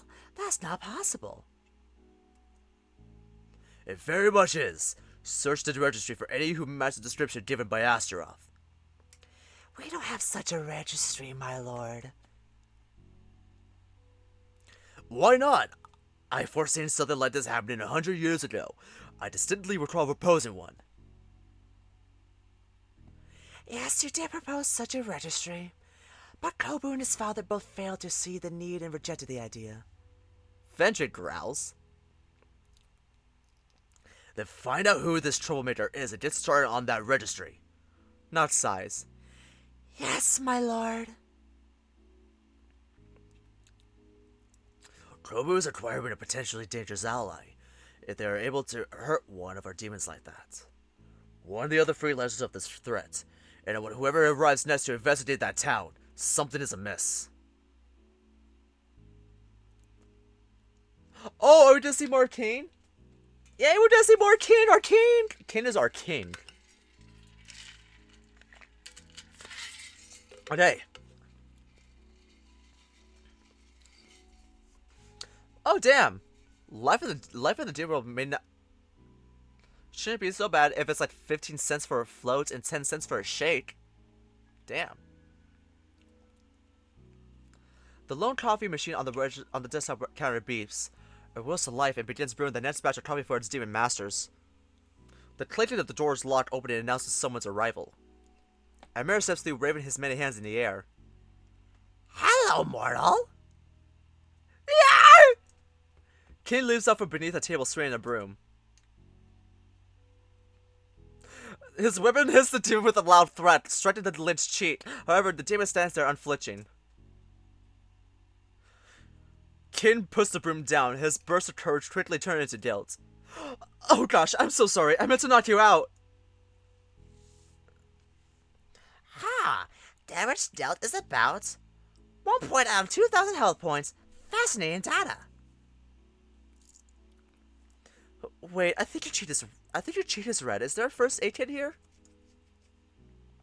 Your concern is unnecessary, mortal. I've had worse.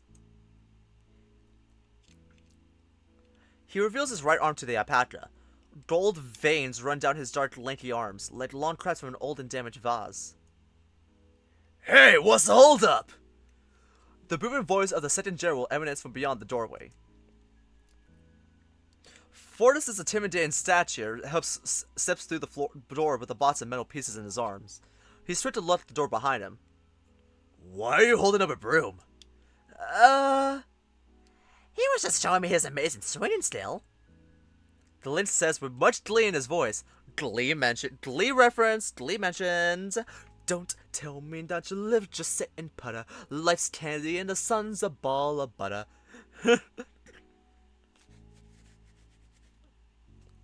Sure he did. Bear get used to just staying here. The doors are locked and you ain't about to break them down. I know. The alpaca rubs his arms, his eyes dart an array. He's focused on a box in the corner that rests beneath a pile of broken forks, knives, and disused appliances. Amir, take your box of junk. I've got to tell this fellow's reading materials. I've got to get this fellow's reading materials and sell an issue in my torture zone. The dog demon sets a box carefully on the floor. Thank you, Forrest, for doing all the heavy lifting. Keep your eye on this fella, Amir. You don't know what he'll try to pull. Yes, yes. The feline shoos the demon dog away from his many arms. Forrest shakes his head disapprovingly and leads through the pantry door. Finally, it's just the two of us now. As Amir approaches Kin, a pair of his floating hands rub together in a seemingly menacing fashion. Kin backs away slowly. What are you going to do to me? Oh shit! Amir lifts his lips, his many hands are set for his back ready to pounce. I'm going to enjoy every second of this. Kin's pupils dilate. I'm going to assemble the new food processor. Oh, I just love a good assembly job. The Lynch demon's translucent hands reach down for the box of parts and bring them to a nearby table. Oh, right. You mentioned that before. Whew, I thought you were going to do some weird tests on me. God. I will. Right after I figure out how much that might tamper with your soul. Oh. Amir takes out various metal pieces and glowing gems from the box and begins to assemble them. He hums a jolly tune, his whole focus on the machine.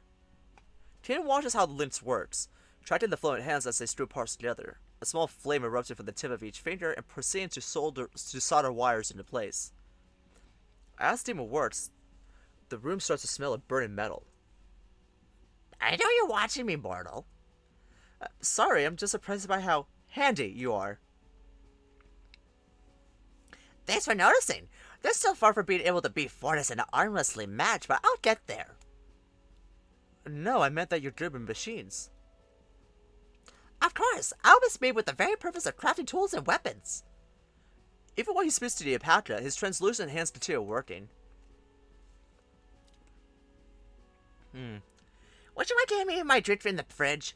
I've been so busy finding these components that I haven't had time to grab anything from the pantry. Sure. The alpaca walks over to open the fridge. It's the bottle of lemon soda in the top row, far back. Kane grabs what he thinks looks like demon soda. I literally just said demon soda, said lemon soda. Oh my fucking god.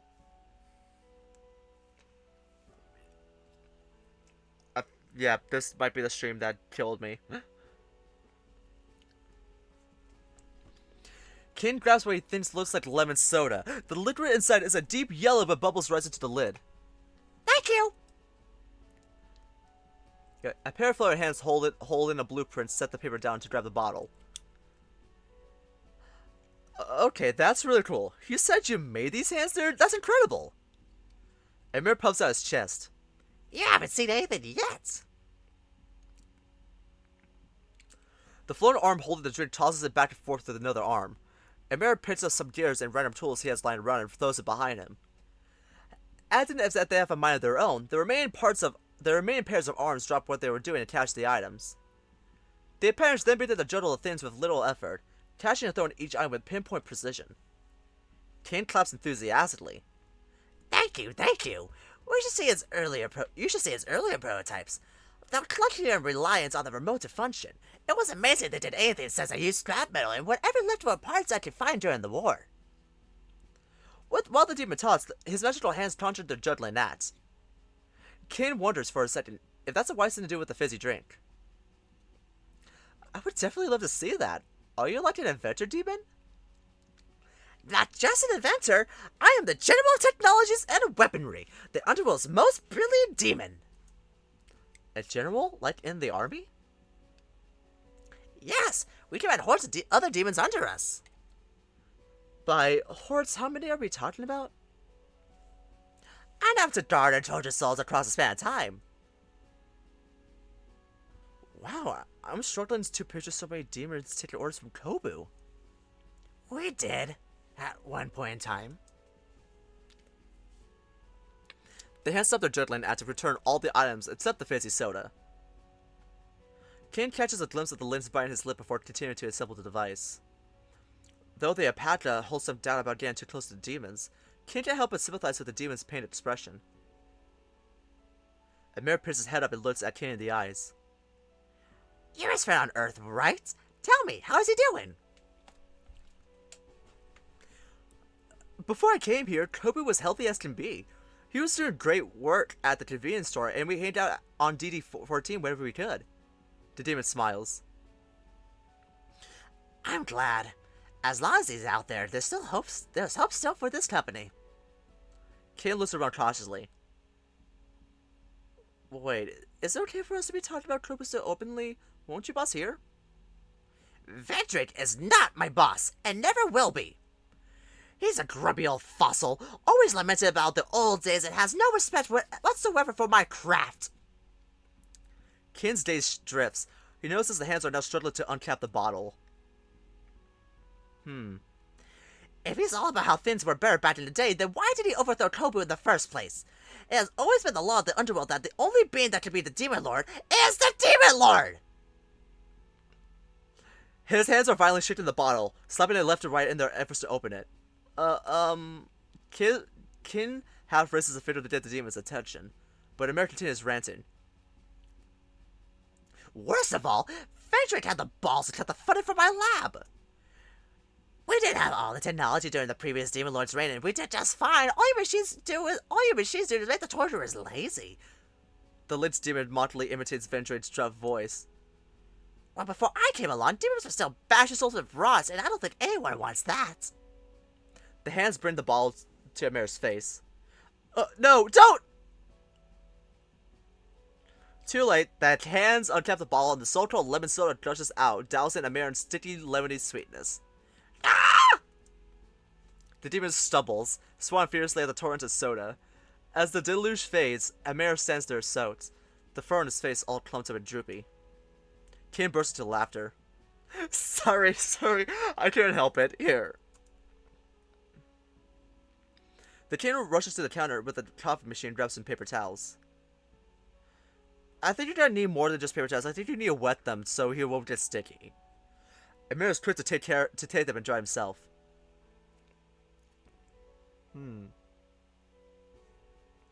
Well, I best focus on my work. Also, memo to self to improve bottle opening function on the Mystic Arms. Another limb jots the memo down in the air before continuing the work. Kim returns to his seat and watches the demon at work. Finished! Whoa, it's a microwave? The food generating machine does indeed look like a regular electronic microwave, except there are more buttons that are inscribed with odd symbols. It may resemble a household microwave, but instead of simply heating food, it generates the entire dish from its core components. Wait, it's kind of like, oh my god. Like, I don't know if you ever watched The Fifth Element. Like The Fifth Element or The Orville, but there was always that one machine where, like, you just put, like, a plate in it and, like, it generates food for you. Like, I love that. Honestly, I wish that was an actual thing that was here, because do you know the amount of meals I could just have? Like, holy shit. Ugh.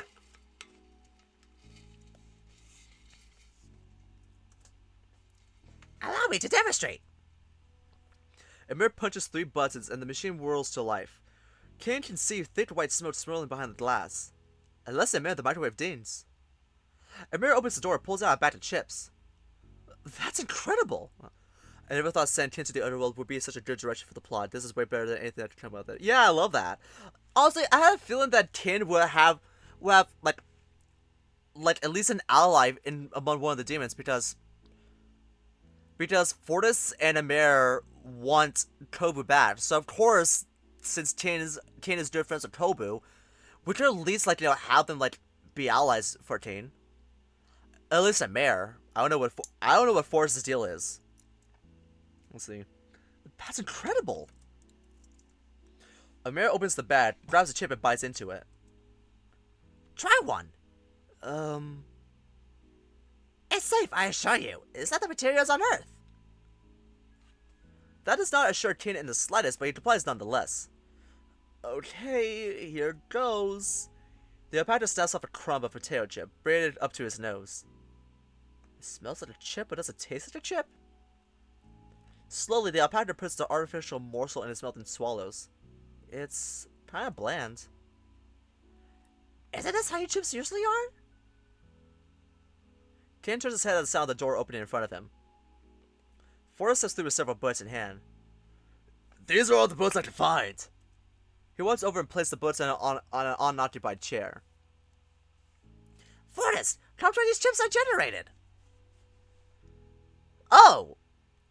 Forrest takes it back to devour it in one bite. Could use some chili and peppers, but they taste like any other chip. Tin rests his hand on his hips. Hold on, let me try another. He takes a whole chip this time and eats it. It's flavorless and distinctly chewy. Nope, it's not that good. It tastes like to me in cardboard. Fine,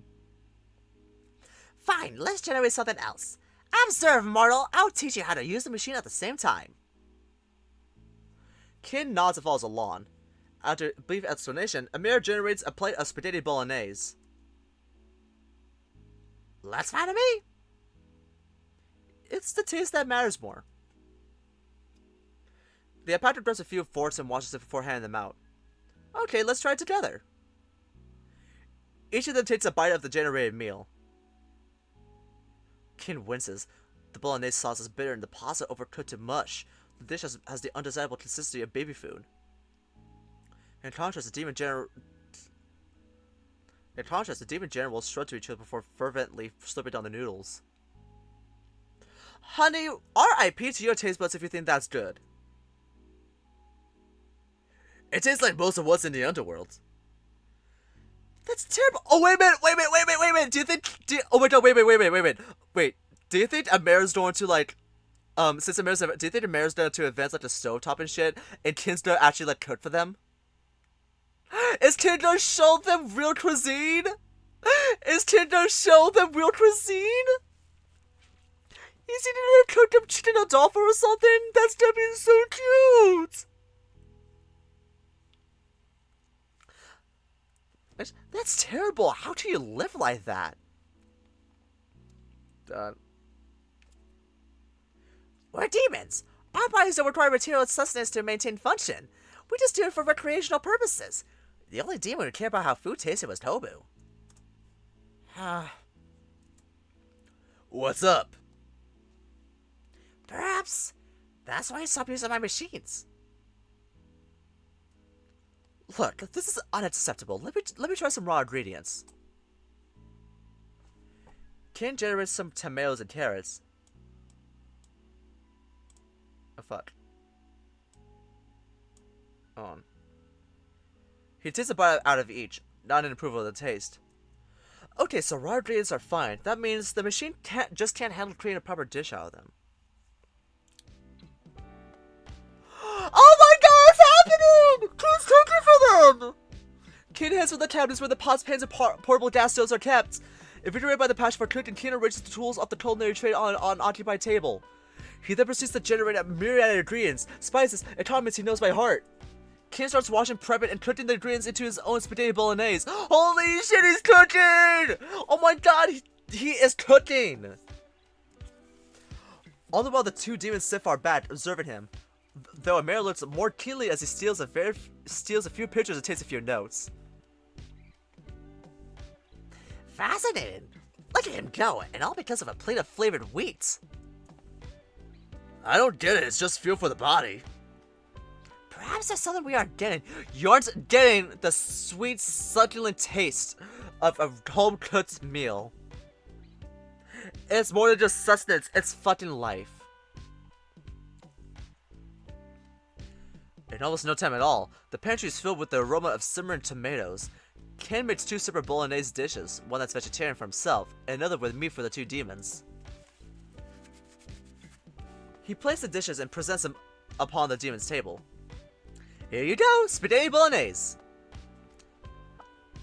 Okay, I use bacon strips instead of pancetta. Or pancetta. Forrest and Amir bent over to look at the dish closely. The food's hot, steamy hands reach out to brush the demon's curious noses. Bon appetit!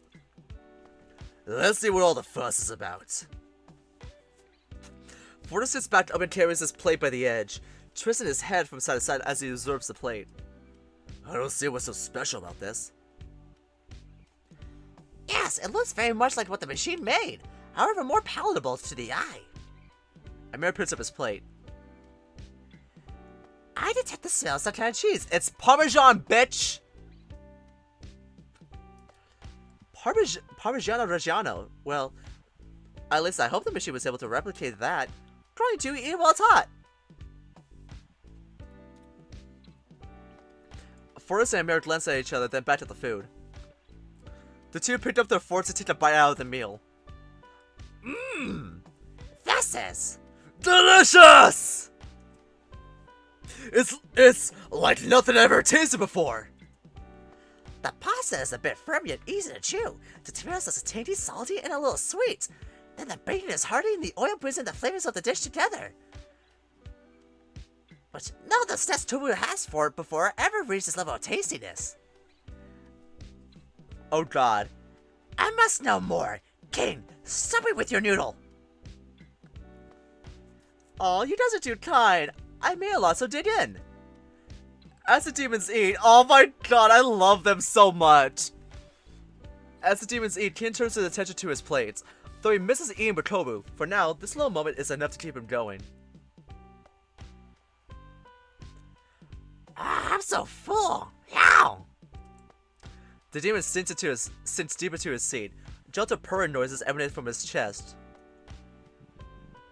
Wait, I think if I could, hold on. I'm gonna purr real quick.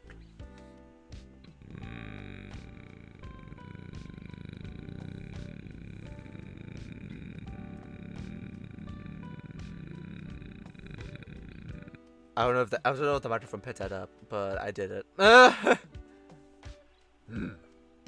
guess it was good. For mortal cooking. It's just good. I remember someone demanded seconds, then thirds. That was just me confirming there was nothing suspicious in it.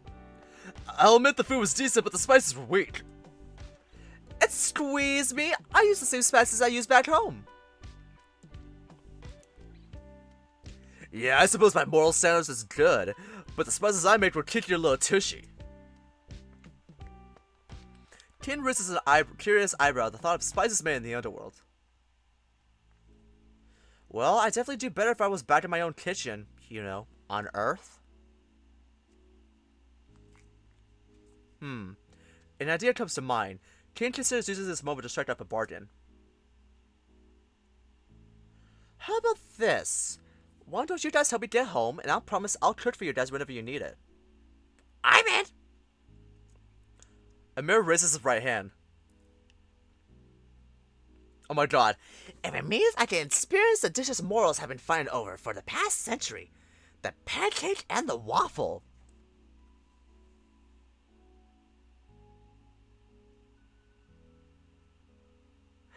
Are you referencing that one Twitter post?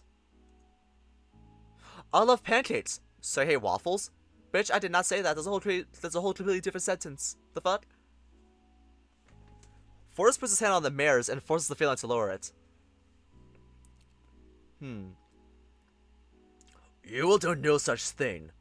Not only is it going against our orders, but I bet you don't have a single idea how to get him back on Earth without losing a limb or his life. Amir raises a finger. He opens his mouth, but no words come out. Exactly. Just do as you're told, Amir. There's no use in risking your job over this. But...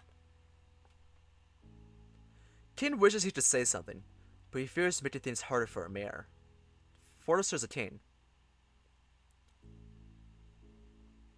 You? No more talk of escaping. I suggest you get comfortable. Take your boots and food and go wild. You really think I'll stop just because you tell me so? It's just friendly advice. The longer you try to fight, the greater the pain is when you realize you can't do anything about your situation. Kin sighs. There was the truth of the demon's words. The tension in the air is thick. No one is looking at each other. Fuck, I just said my name. Fortis is the first to speak up. We should go. We have work to do.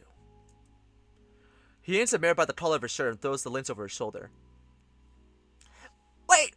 If you don't help, I won't get to study Kim's food! That's okay, Amir. I'll cook for you anytime you come by. Even for you, Fortis. Yes! The research continues! The demons leave through the pantry door, locking it from the other side. Kane turns his attention to dishes littering the room. They could have at least saved the claim up. He brings the mess to the nearby sink and begins scrubbing. His thoughts turn to his escape plan. Looking at the soapy plate in hand, his mind runs simulations on how he can escape. And they all lead back to the same idea. Getting Fortis' key. A sudden realization that derails his train of thought. Wait, even if I get the key, where do I go? He sighs. No, there should still be a way. I just need to find out more about this place. He grips the dripping wet plate in his hand slightly. With one deep breath, he refocuses on his chore. Upon finishing the dishes, Kane pulls up a chair and looks through the pile of reading materials Fortis left them with. What are the chances all the answers to my problems are in these magazines? Well, at the very least, it could be a decent distraction from all the stress. He pulls out a random magazine. Muscle Universe, 1993. Oh, an article on the top 10 muscle building tofu recipes. Don't mind if I do. Wow. Okay, so we just got some King cookie moments. I love that. That's cute. Oh yeah, I forgot. We're chasing after Demon Mortis. Dear Morris. Oh my god. Okay. You run. Your lungs feel like they will tear apart at any moment. You have to catch up to Mortis. Your friend jumps from building to building throughout Kibbleton. You turn a corner, scrambling to catch sight of where he's going. Huh? A swarm of faceless shadows march towards you. The forms seem unreal, waxing away out of existence. What the fuck is happening? What happened here? Demons? Aliens?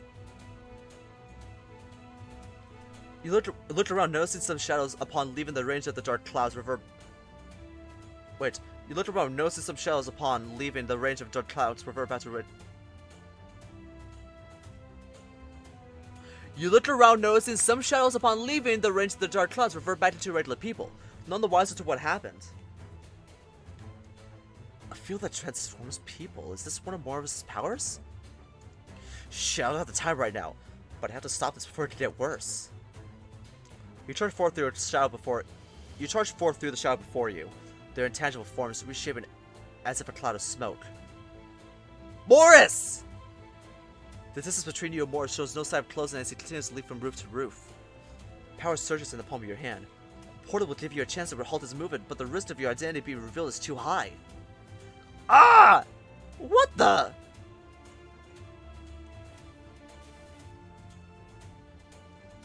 A brilliant streak of light soars to the sky, carrying Toast at his end. The arrow strikes Morris' shoulder with a thunderous crack. Toast's head ricochets off Morris' back and is sent flying who knows where. Morris falls into the alley in front of him. You stop and look back at where the shot was fired.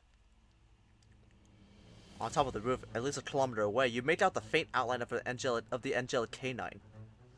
Without time to spare, you run into the alley. Morris? The hulking beast is sitting on the ground, clutching his injured shoulder. Your legs quake, though you're not sure if it's from fear or exhaustion. He turns his head to you, his face twisted to a hostile grimace. He rises and roars. Morris sits claws into the ground and slashes upwards. A hail of debris follows as you dash behind a nearby dumpster. The metal screams as it's hit with the brunt of wherever rock comes its way. Ah! God.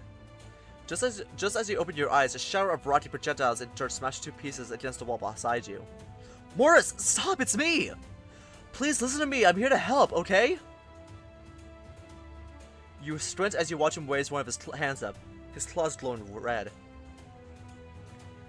He growls as his shoulder is shot by the bright sparks. Morris brings his hand down, releasing streaks of red energy flying towards you. You tense. You hold your breath and get ready to dodge.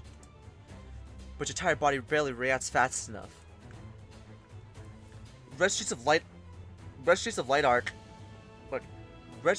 arc upwards and explode above your head. What was that, a warning shot? Oh my god, Morris! Wait, I need to see the CG.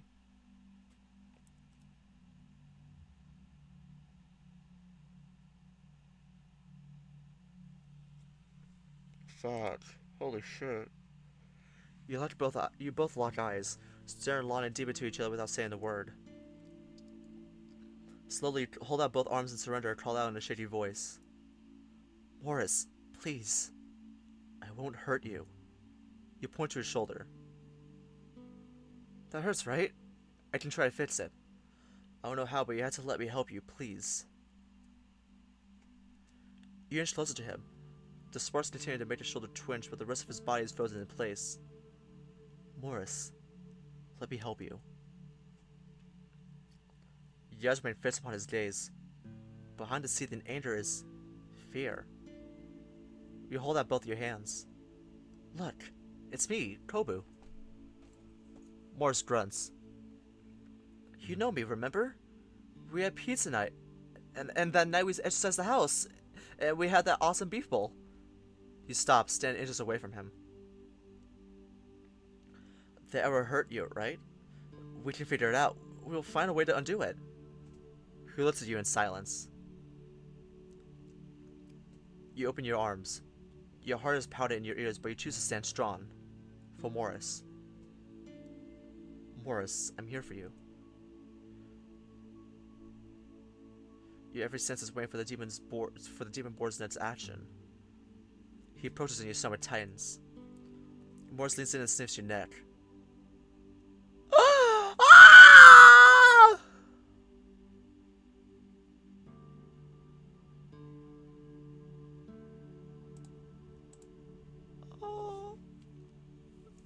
His breath is warm, but you don't register as hostility. His breath is warm, but you don't register it as hostility toward, nor do you think he's going to take a generous bite. He can bite me. I don't fucking care. You slowly raise your hands to touch his face. There's a whiff of roasted pork. Coming from him. Your fingers glide through his short, bristly fur. Though it's coarse and disheveled, a sharp contrast to his prim and proper self. A silver familiarity remains that comforts you. You gently pull him back as your eyes meet. For a brief second, you think you can see the demon in you. Reflected in the radiant gold of his eyes. An image that shades you to your core.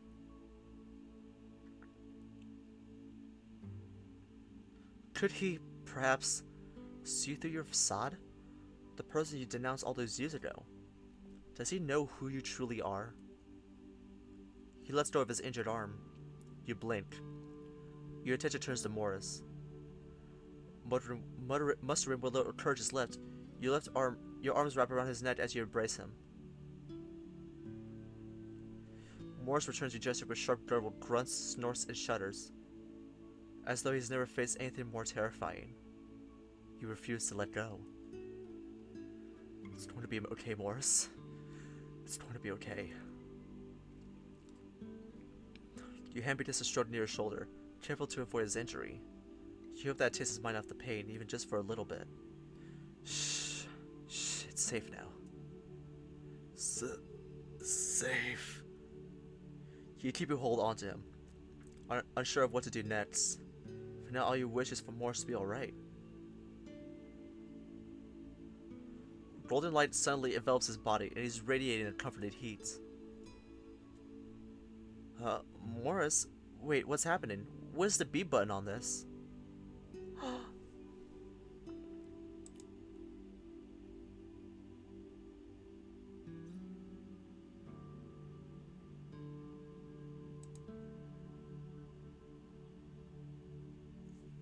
I love this so much. I love it so much.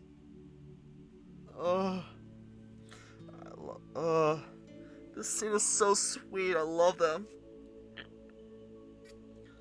Panic grips you as your friend shrinks within your arms. Morris? In seconds, his form reverts back to his original state, and the glow fades away. He stands inches away from you. He falls forward, but you catch him in time. Kobu. His eyes are closed, but you breathe a sigh of relief upon seeing the rise and fall of his chest.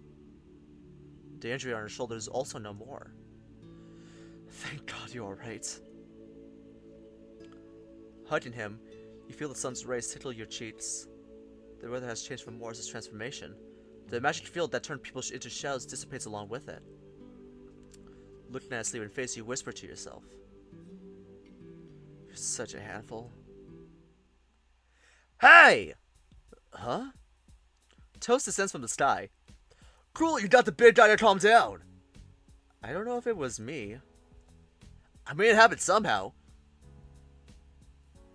Was taking his pants off part of the process? Pants? What?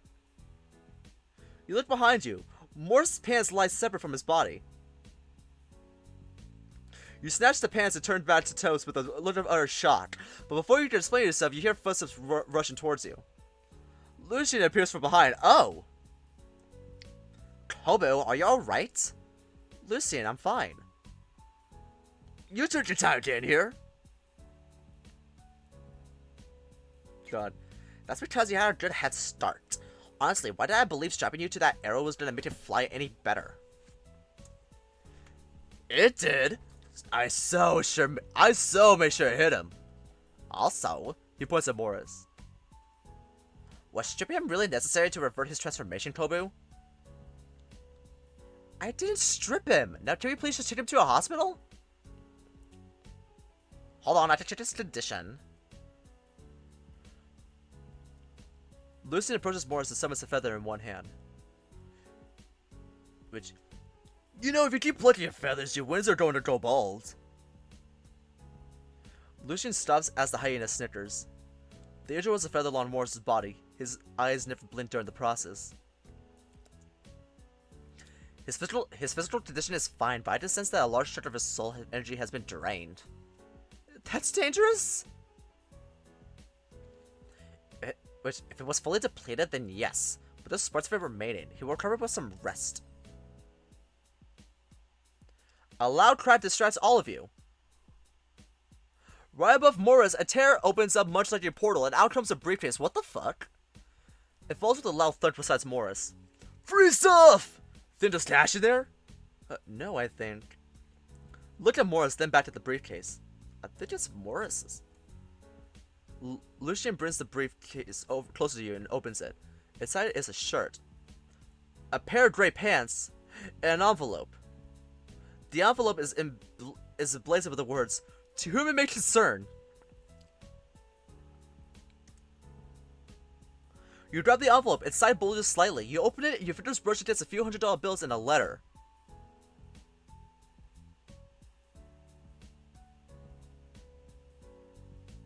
To whom it may concern, if you are reading this, I'm the unconscious Boar nearby.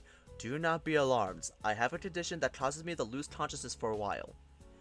With this letter, I enclose some money that is yours to keep. All I ask is that you leave my body be, and I'll be on my way when I wake up. Thanks in advance, Morris. P.S. If you could keep my body away from bad weather, that would be much appreciated.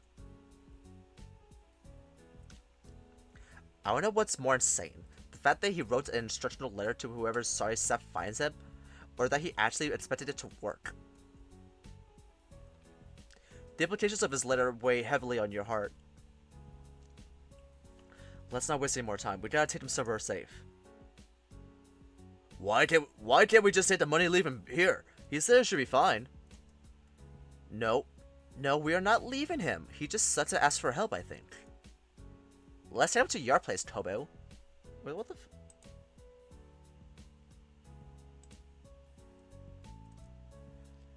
But isn't a hospital better? Like, they have all those machines that go beep and that bed that keeps you alive when you can't eat. Any mortal doctor won't find anything wrong with him. It's a waste of time. Lucian crouches down and then grunts stately as he throws the boar over his shoulders. Not the eggs and bacon boxers. I'm fucking dead. God. I'll fly him to Kobu's house. You carry his briefcase. You nod. I'm coming with. Lucian throws a dirty look at the ghost. You dare to gamble with my patience?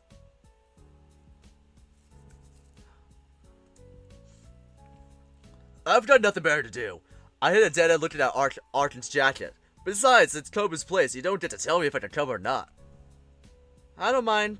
Toast's mostly harmless. Hey, these goats are anything but harmless. He flexes his arms, but you pay him no heed. Lucian decides to taste off while you and Toast trekked on foot to your apartment.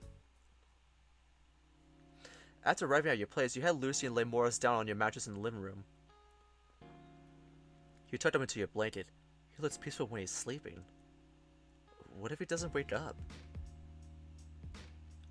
Exhausted, you slip on the floor next to Morris. Lucian and Toast join you. You alright there, buddy? Yeah, this is just a lot to process. You push your forehead as you think. All sorts of questions fill your mind. You don't even know where to begin. The ghost places his cold, translucent hand on your head. He attempts to pat you, but all you feel is a cold sensation brushing against your fur. You will make it through. Just have patience. I guess that's the most important thing. I'm just so tired from today. There's a brief moment of silence. So, about my plan to get you to the underworld. Lucian, no. He groans, but quickly coughs and masks it. Come now, he's out of commission. And his harboring demonic powers he can't control. What good would he be against Vendrake? He's still a capable exorcist. I'm not giving up on him before he and I talked it out. That goes against all logic. You also violated both of our company's rules. Do you want me to get a demotion? Lucian, this is more than just a way to keep your job. Have a heart. I do have one, and it's perfectly healthy. Then you think about Morris too. Yeah, you can't give up on a bro. That's not cool. We gotta have each other's backs. That's why Arkin trusts me with his job. Your missing clothing is hardly comparable. Lives are on the line. Well, Morris' feelings matter too. I ain't his #1 fan, but I know I would hate it if I woke up and found out I got left behind. Your pity is wasted on him. Didn't he try to exercise you before? Happens to the best of bros. He's a little uppity, like you, but I know he's good enough to look after Kobu, and I can respect that. He grins and shoots you a pair of finger guns. Kinda like you, lose the attitude and we all could be bros. He gives Lucy a pair of middle fingers. The angel cocks an eyebrow. Bros. Lucian's tail wags a little until he grabs hold of it. Preposterous. Did a boulder smack you on the head when you were leaving the underworld? Because I never signed up to be a part of some eclectic troupe. Toast dips his head and holds one hand against his chest dramatically as though he's been dealt devastating blows. El Armando! Puedes creer esto? He doesn't want to be part of the family! Fucking hell. Okay. Oh god. I heard this is what happens to boys who didn't get the toys they wanted as a child. It's so sad. Stop talking about me like I was some unloved puppy. Morris grumbles in his sleep. You and Toast simultaneously put a finger to your lips until the angel discussed. Lucian quickly covers his mouth. After a short chuckle, you let your decision be known. Anyway, Lucian, I'm sticking with Morris' plan. We've already started working with the gang, and it causes more problems to put out now. I've thought this through. This is the best way to reach Tame. Lucian flicks his head back in annoyance. Fine then, I suppose you could do worse. At the very least, I'll stick around and make sure the job is done. Hell yeah, I'm in too, but after I'm done helping Arkin. Which reminds me, I gotta get back to searching. If you see any of them cult people with a black leather jacket, grab it for me. We'll keep an eye out for them, won't we, Lucian? Lucian grumbles something under his breath, but Toast doesn't seem to notice. Adios, compadre! He floats up and leaves through the ceiling. Can we talk outside? Sure. You follow him into the balcony of your apartment. The air is perfectly still, you can hear the crows cawing nearby. What's on your mind? Lucian purses his lips. Just a little matter of when you're going to tell Morris you're the Demon Lord. A little half-past never sounds good.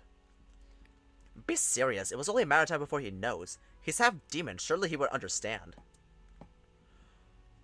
What? Right, the guy who concealed the fact that he's half-demon is going to be over the moon knowing he's helping another demon. Well, don't expect me to deceive him. It's one thing for a demon to lie, but an angel? Unspeakable. He leaned against the balcony's guardrail and looked intently into Lucian's eyes. For a moment, no words are exchanged. You consider Lucian's demands and search for a way to avoid committing to the truth. Well, what's there to lie about? Your mission was to come and bring the Demon Lord back to the underworld. Which, as far as you're concerned, I'm no Demon Lord. Not one now, barely one before, and I doubt ever would be again. So you're still looking. If you think semantics will sway me, it's a fact. My father ran a kingdom, empowered the demons, and upheld order between up above and the underworld. You let out a dry laugh. What do I have to show for myself? Oh, I know, my impulsive plans. Once that desecrated the history of the underworld, let souls come back to life, and who to forget, being such a miserable leader that I became the first Demon Lord to be kicked out. Lucian frowns and grits his teeth. You're being emotional. It couldn't have possibly been as bad as you're making it out to be. Well, it was! I'll tell you the same thing I told my father. I'm not the right person for this job. I don't have my father's foresight or his amazing prowess. All I've done is just to prove how much of a failure I am compared to him. Can you even understand how I feel?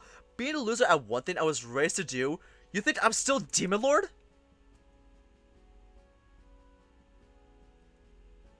You really made me work for my promotion. But you know what? Maybe you're right. When I took this job, I thought I was going to help some savant trickster, a ruler over the darkness whose powers rival Lord Gary's. Instead, I met an actor, less of a demon, and far less than a mortal. There is no Demon Lord here. If words were knives, your heart would have been shamed. The two of you exchanged uncertain glances. I should go on patrol. Let's save this conversation for later. You hang your head low. Sure. The angel climbs onto the guardrail and soars away out of sight. You return to your apartment and slip yourself on the mattress. Wait, but isn't Morris on the on your mattress?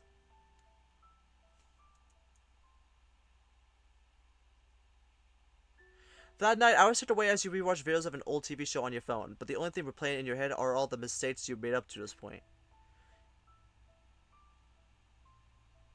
Sleep invades you that night as tears streak down your face. Okay, so I believe that's gonna be it. I have been streaming for about 2.5 hours now. Holy shit.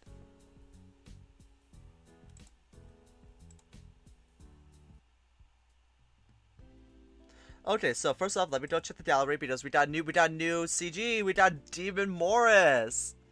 Oh wait. This was a really long stream. What the fuck?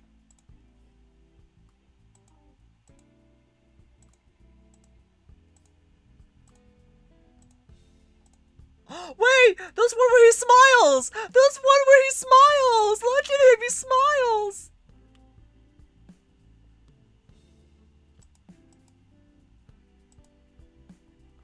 I love him. Oh my god.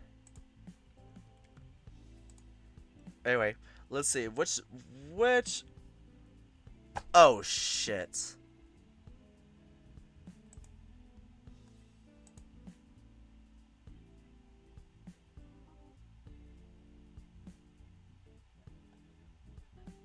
Oh shit, I just got all the CGs. Does that mean I'm close to ending Morris's route? Again, Caleb Morris's route?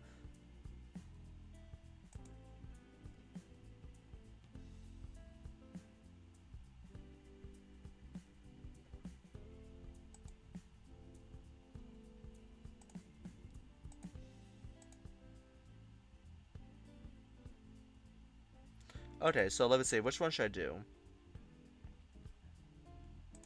How about this one? I'm gonna pin that as the new one. There it is. Okay, so let me go ahead and bring OBS back up. Oh my fucking god, that was a long stream. Holy shit. Okay, so yeah. So Morris is half demon. He's really hot as a half demon. That's all I have to say on the matter. Kin is cooking for a Marin Fortis. And Lucian just said, like, you know, the most painful thing he has ever said to Kobu throughout this entire game. Okay, so that's good. And I had to fucking speak Spanish really badly. Holy shit. Okay, well, I had a really fun stream. This VOD will be up. I'm not sure when, but it'll be up. It'll be up whenever. Probably tomorrow on YouTube. So if anyone's watching from the VOD, hi, thank you all so much for watching. Don't ahead and subscribe to my channel. If you want to follow me on Twitch to get more and if you want to get notified about when I stream, check over on my Twitter where I usually get people like a day in advance on when I stream. I should probably make out a stream schedule. But here's the thing, my schedule for work fluctuates so much that I can't fucking like have a steady stream schedule. So I just choose a day where I can. But yeah, go ahead and check me on Twitch at twitch.tv/XenoTheCatboy if you want to see more streams. I do know that tomorrow, Wednesday, 9 a.m. Pacific Standard Time, I'll be to Team in Kenya. And we'll see where I go from there. Let's see where I go from there. I might stream the next day after. But other than that, that's gonna be it for the video. Thank you for joining the live. Thank you for watching, and I'll see y'all tomorrow. Bye bye.